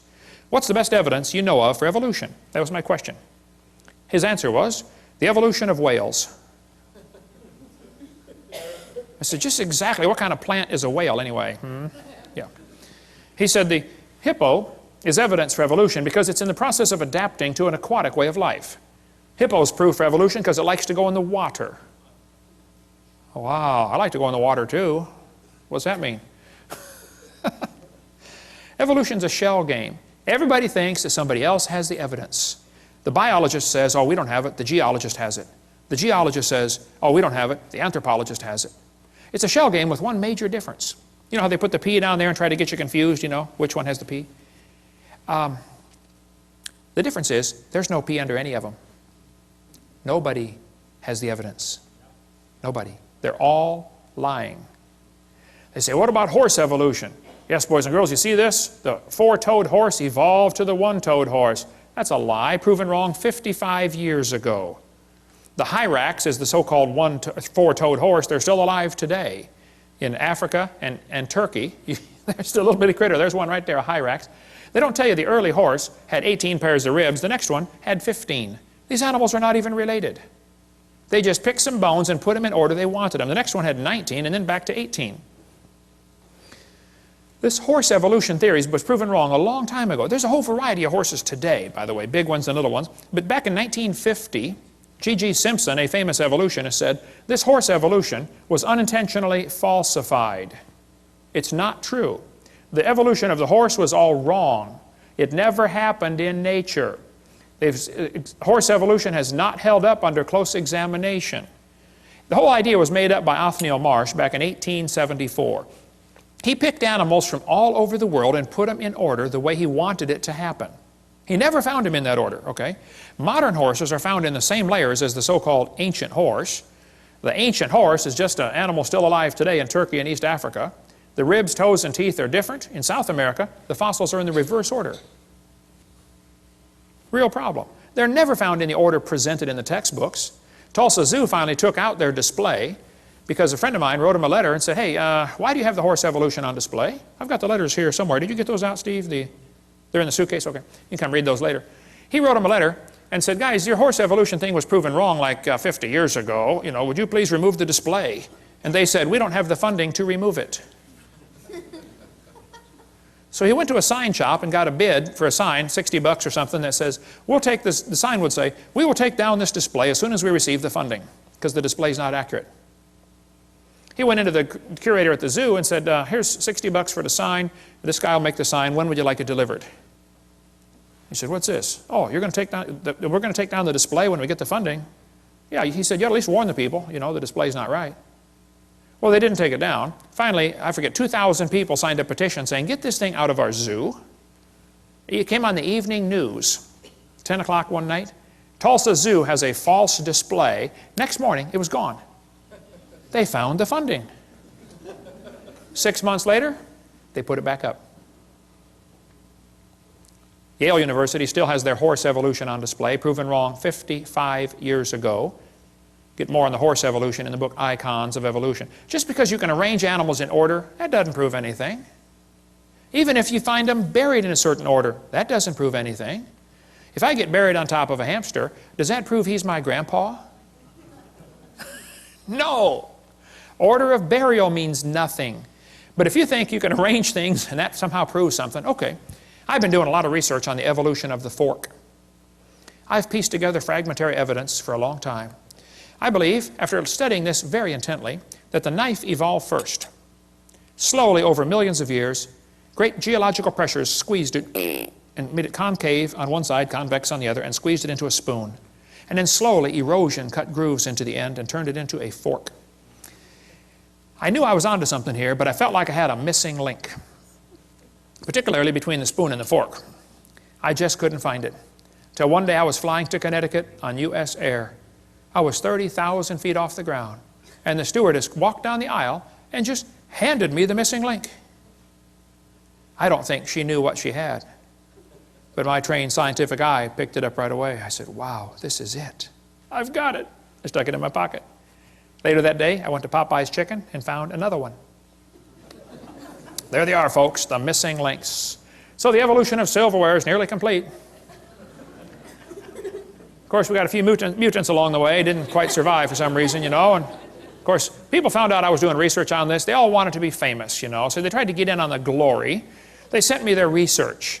This one was an obvious fork head on a spoon handle. I mean, look, it didn't get by me. I caught it right away, you know. They don't get stuff. I don't fall for stuff like that. Even the races, of course, evolved along the ways. But look, if you want to arrange things, you can turn a cat to a cot to a dot to a dog by changing one letter at a time. You can play with this for a while and turn yourself into a fool when you're done. They say dinosaurs turned to birds. There are very few ideas as dumb as this one. The Bible says God made the birds on day 5. He made the reptiles on day 6. Evolution says reptiles came first and then the birds. You know, everything about evolution is backwards to the Bible. Everything. But this article says, dinosaurs alive as birds, scientist says. Oh, wow, scientist says. Well, that proves it right there. Just like it gives some kind of authority. Wow, scientist says. This is absurd. Everything about the bird evolution is baloney, okay? Archaeoraptor was listed in 1999 as the missing link. Yes, boys and girls, breaking news, National Geographic, we found the missing link. They had a whole big article about the missing link has been discovered. Then a couple months later, oops, it was proven wrong. You know, everything about these feathered dinosaurs has been proven baloney. But guess what? They're still teaching it. Here's a whole book, The Feathered Dinosaurs of China. Well, you just got this recently? Why would they still be teaching something that's been proven wrong for 5 years? All this feathered dinosaur stuff is baloney. It's all baloney. We cover more on that in one of the debates I did. I forget which one, but they say birds are descendants of dinosaurs. Well, kids, in case you don't know, there are a few differences between a dinosaur and a bird. Okay, you don't just put a few feathers on them and say, come on, man, give it a try. It won't hurt too bad. It's just not that easy. See, reptiles have 4 perfectly good legs. Birds have 2 legs and 2 wings. So if his front legs are going to change to wings, somewhere along the line they're going to be half leg and half wing. Which means on that particular day he can't run anymore and he still can't fly yet, so he's got a real problem. Serious problem. They say Archaeopteryx is proof for evolution. You got one here on the table, brother, Archaeopteryx. Whenever you buy a bag of dinosaurs, they almost always stick one of these in there. Archaeopteryx. Wow. And this somehow gets an impression to the kids. Wow, we got proof that dinosaurs turned to birds. Here's one here with feathers on it. They're lying. It's still in the textbooks. I mean, today, about Archaeopteryx, and it's been proven years ago, Archaeopteryx was just a bird, a perching bird.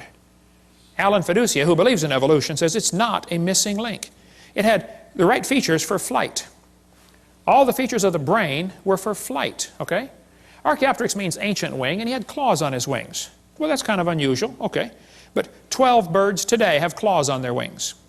The swan, the ibis, the hoatzin, several birds have claws. They say, well, he had teeth in his beak. Well, not many birds have teeth. Some do. There's a hummingbird has teeth in his beak. But most birds don't have teeth, I agree. Actually, some mammals have teeth. Some don't. Some birds have teeth. Some don't. Some fish have teeth. Some don't. Some of you have teeth. Some don't, okay? So, missing link. The Chinese dino bird was a forgery, and we don't have time to cover all that today, but we give lots more on that on the one of the debates I did. It's true feathers and scales are both made of keratin, same building block, that's true. But that's where the similarity stops, okay? Actually, birds and reptiles have different lung system, different reproductive system, different body covering, different brain, I mean a different circulatory system. Thousands of differences exist between dinosaurs and birds. That could be a whole seminar by itself. It's interesting, there are 2 different kinds of dinosaurs, the bird hip and the lizard hip dinosaur. Their hips are very different. Ask an evolutionist, which type of dinosaur evolved into the bird? Was it the bird hip or the lizard hip? And they will probably kind of hang their head and quietly say, well, it was the lizard hip. Oh, so now the hip's got to turn around backwards too. in addition to the billions of other changes you got to make, there's no evidence of how dinosaurs evolved to birds. None. Zero. So who's right? Well, Richard Dawkins said, it's absolutely safe to say if you meet someone who claims not to believe in evolution, that person is ignorant, stupid, or insane, or wicked. Sounds like he's open for a discussion. When I went to England, we tried everything to get to debate Richard Dawkins. He refused. He hung up on my secretary. His secretary hung up on me when I called back. Jesus said, you shall love the Lord your God with all your mind. There's no mental reason to reject Christianity. It's a logical deduction to say, hey, there must have been a designer. You see something complicated like this world, you say, hey, must have been a designer. Evolution's not a fact. It's not even a good theory. It's not even a hypothesis. It's a metaphysical research program. Julian Huxley said, I suppose the reason we leapt at origin of species was the idea of God interfered with our sexual mores. We don't want God telling us what to do. Evolution is a religion. Even Michael Ruse said that. He said, I'm an ardent evolutionist and an ex-Christian. But I must admit that in his one complaint, Mr. Gish is but one of many to make it. The literalists are absolutely right. Evolution is a religion. This was true of evolution in the beginning, and it's true of evolution still today. We believe in evolution because the only alternative is creation. And that's right. That is the only alternative. One Russian atheist astronomer came over here to America, and he was speaking at the university, and he said, folks, either there is a God or there isn't. I thought, wow, now that's a brilliant conclusion to come to. But then he said, both possibilities are frightening. I thought, wow, now that is a brilliant statement. See, if there is a God, we better find out who He is and find out what He wants and do what He says. If there is no God, we're in trouble. We're hurtling through space at 66,000 miles an hour and nobody's in charge. That's a scary thought. Even one famous scientist said, this evolution, transformationism, is a fairy tale for adults. The theory has helped nothing in the progress of science. It is useless. Even if evolution theory is true, it's useless. It's of no value to science whatsoever. Evolution is a kind of dogma which its own priests no longer believe, but which they uphold for the people. Even most scientists don't believe in this, but they're afraid of losing their job or their research grant money, or they're afraid of peer pressure. No different than a fifth grader afraid what the other fifth graders think of them. We got college professors out there teaching these lies that I've covered just because they have to, because that's their job. Muggeridge said, I'm convinced the theory of evolution will be one of the great jokes in the history books of the future.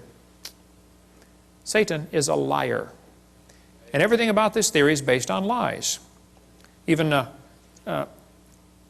Thomason said, these people who go about teaching evolution are great con men. The story they are telling may be the greatest hoax ever. We do not have one iota of fact to support this evolution theory. So Fred Hoyle, the famous astronomer, said, well, life is so complicated, it could not have evolved on Earth, so it must have come from outer space. Well, duh. All that does is postpone the problem. How did it happen out there? This guy says, evolution is a light which illuminates all facts.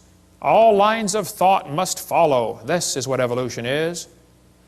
Well, Pierre de Chardin, the Catholic priest that got most of the Catholics to believe in evolution, including the Pope, who's 3 times now said, we believe in evolution.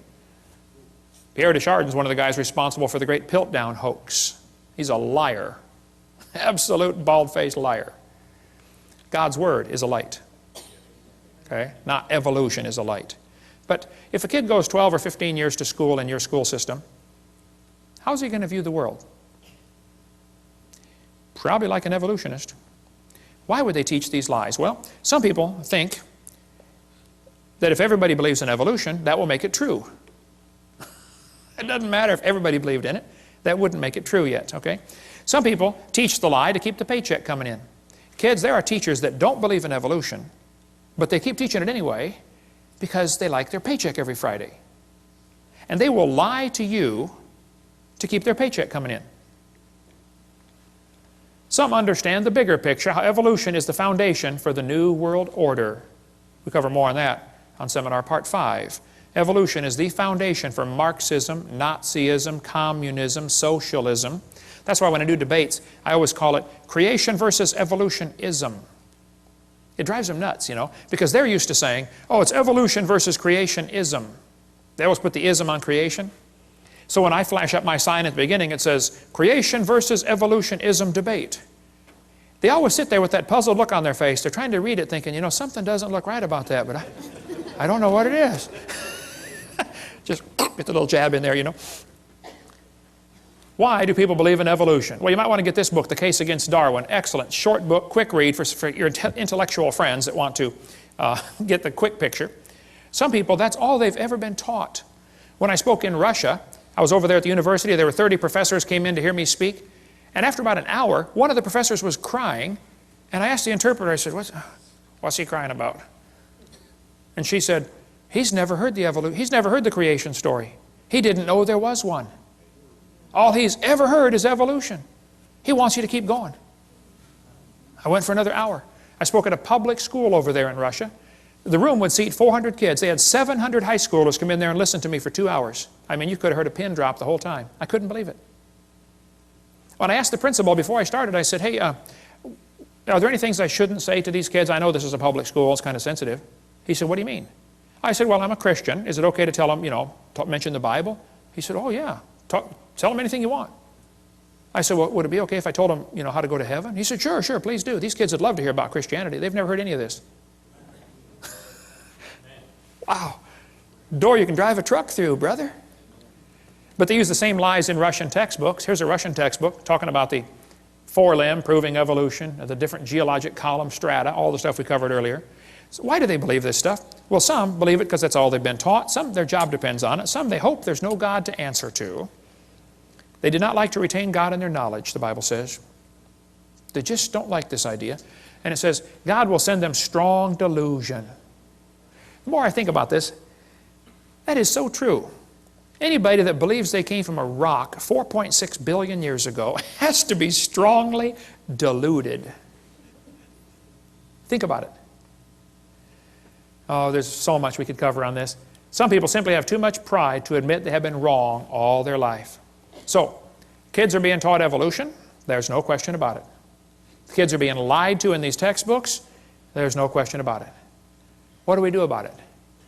Well, we cover that in great detail on our public school presentation on the Green series of tapes. Get the public school presentation. We'll tell you step by step what to do, how to get these lies out of your textbook, how you can get on the school textbook selection committee, how you can get your kid exempt from class. Parents, if your kids are in a public school, you should send a little note to the teacher saying, I don't want my child taught evolution. It's against my religious convictions. Sign it, notarize it if you'd like, give it to the teacher and to the principal. Then if they continue giving you a hard time, you say, oh, now, excuse me, do you discriminate against people because of their religious convictions? Watch their eyes light up on that one. And if they still give you a hard time, contact me. I got some lawyers waiting in the wings that are anxious to get a lawsuit like that. Title 42, discrimination based on religion. Wow. That principal's going to be the garbage collector the next week. I guarantee that principal's going to call that teacher in and say, look, let this kid out of class. Stop teaching evolution. I had one guy call me a couple years ago. He said, Brother Hovind, my second grade daughter's teacher just called me. And the teacher said, Mr. Jones, whatever his name was, I forget. He said, your second grader's in my class, your daughter, and she stops me every time I start teaching something about evolution. And the teacher said, I've just decided I'm going to skip this evolution stuff for the rest of the year until your daughter's out of my class. And my first thought was, yay. And then I thought, wait. Why are we sending second graders off to war? This is a battle the parents ought to be fighting, not the kids. We're the salt of the earth. Salt irritates. Hey, if nobody's irritated at you, you're not a good Christian. You don't have to try to irritate them. You try to be salty. That will irritate them. Salt preserves from corruption. How come you got so many lies in the textbooks right here in Tennessee in the middle of the Bible Belt? Where's the Christians that are supposed to preserve the world, huh? Why don't some of you get on the school board and do something about this? Why don't some of you get a committee to say, hey, let's take these pages out of the book. This is a lie. It won't cost the school anything. I'll show you. How many of you would volunteer to take the pages out of the book and bring your own scissors? Won't cost the school a dime. Let's do better than that. How many of you would pay $20 for the privilege of being on the committee to cut the pages out of the book and still bring your own scissors? We just had a fundraiser. We just raised $1,000 for the school. Wow. Won't cost them a dime. There are many good, sincere, godly public school teachers, and I praise God for them. And they are as frustrated as I am with what's going on. If you've got a good teacher in your school that wants to do what's right, support them. Because I guarantee if there's a teacher that tries to get up and stand up for creation and against evolution, there's a good possibility they'll get fired or get persecuted for it. We cover much more on that on video number 7, how teachers get persecuted for standing up for what's right. Many teach this theory because they simply have never been taught anything else. Many don't know it's okay to teach creation. It's perfectly fine. Well, what do we do? Well, there's a long history how we got this theory in our schools, and we'll cover all that in the public school presentation. And what do we do about it? It's all covered on videotape number 5. We'll show you the dangers of this theory. It's not just a dumb idea, it's a dangerous religion. And then tell you some real practical steps to fix it on Seminar Part 5. Thank you for joining us. We hope you've enjoyed this video series on creation, evolution, and dinosaurs. Much more important, though, than knowing all the truth and facts about science is to know the truth about whether you're going to heaven or not. If you've never trusted Christ as your Savior, let me explain quickly what you need to do to go to heaven. The Bible says we're all sinners. We've all broken God's laws. We've disobeyed the Creator. We've done wicked things. We're sinners. Some are worse than others, at least in man's eyes, but we've all broken God's laws. And the Bible says you have to repent. The word repent means to turn. It actually means two things, to turn from your sin and to turn to God. God's looking for a change in your attitude where you say, Lord, I don't want to do wrong anymore. I'm sorry, I've offended you. I want to do right. And you turn from sin and you turn to God and say, God, would you please forgive me? Would you save me? The Bible says in Romans chapter 3, verse 23, that all have sinned and come short of the glory of God. You need to admit you're a sinner. Number 2, the Bible says in Romans 6:23, the wages of sin is death. We deserve to die and go to hell because of our sin. But Jesus died for you. He loves you. He wants you to come to heaven. And anybody that will ask Him for the free salvation, God will give you the gift of eternal life. It says in Romans 6:23. It's a free gift. And it says in Romans chapter 10 and verse 13, whosoever shall call upon the name of the Lord shall be saved. If you would just call and say, Lord, I'm a sinner, would you please forgive me? And ask Him. He will give you that free gift of eternal life. Why don't you just pray with me right now, and you could receive Christ as your Savior. There's no magic words. God's looking at your heart. But if you could say this and mean it, God would forgive you. Just say, Dear Lord Jesus, I know that I'm a sinner. I've broken your laws. I'm sorry. Please forgive me. Please apply your blood to my account and forgive my sins and take me to heaven. In Jesus' name, amen. The Bible says if you call upon the Lord, you shall be saved. So if you've asked the Lord to save you, He promised He'd save you. Now your job is to grow. Read your Bible, pray, get involved in a good Bible-believing church, and begin to grow to be a good Christian. Thank you so much. Call or write if we can be any help at all. We'd be glad to help. For more information on the Ministry of Creation Science Evangelism, write us at Creation Science Evangelism, P.O. Box 37338, Pensacola, Florida 32526, USA. Or call us at 850-479-3466. That's 850-479-DINO. You may also visit us on the web at www.drdino.com. That's www.drdino.com.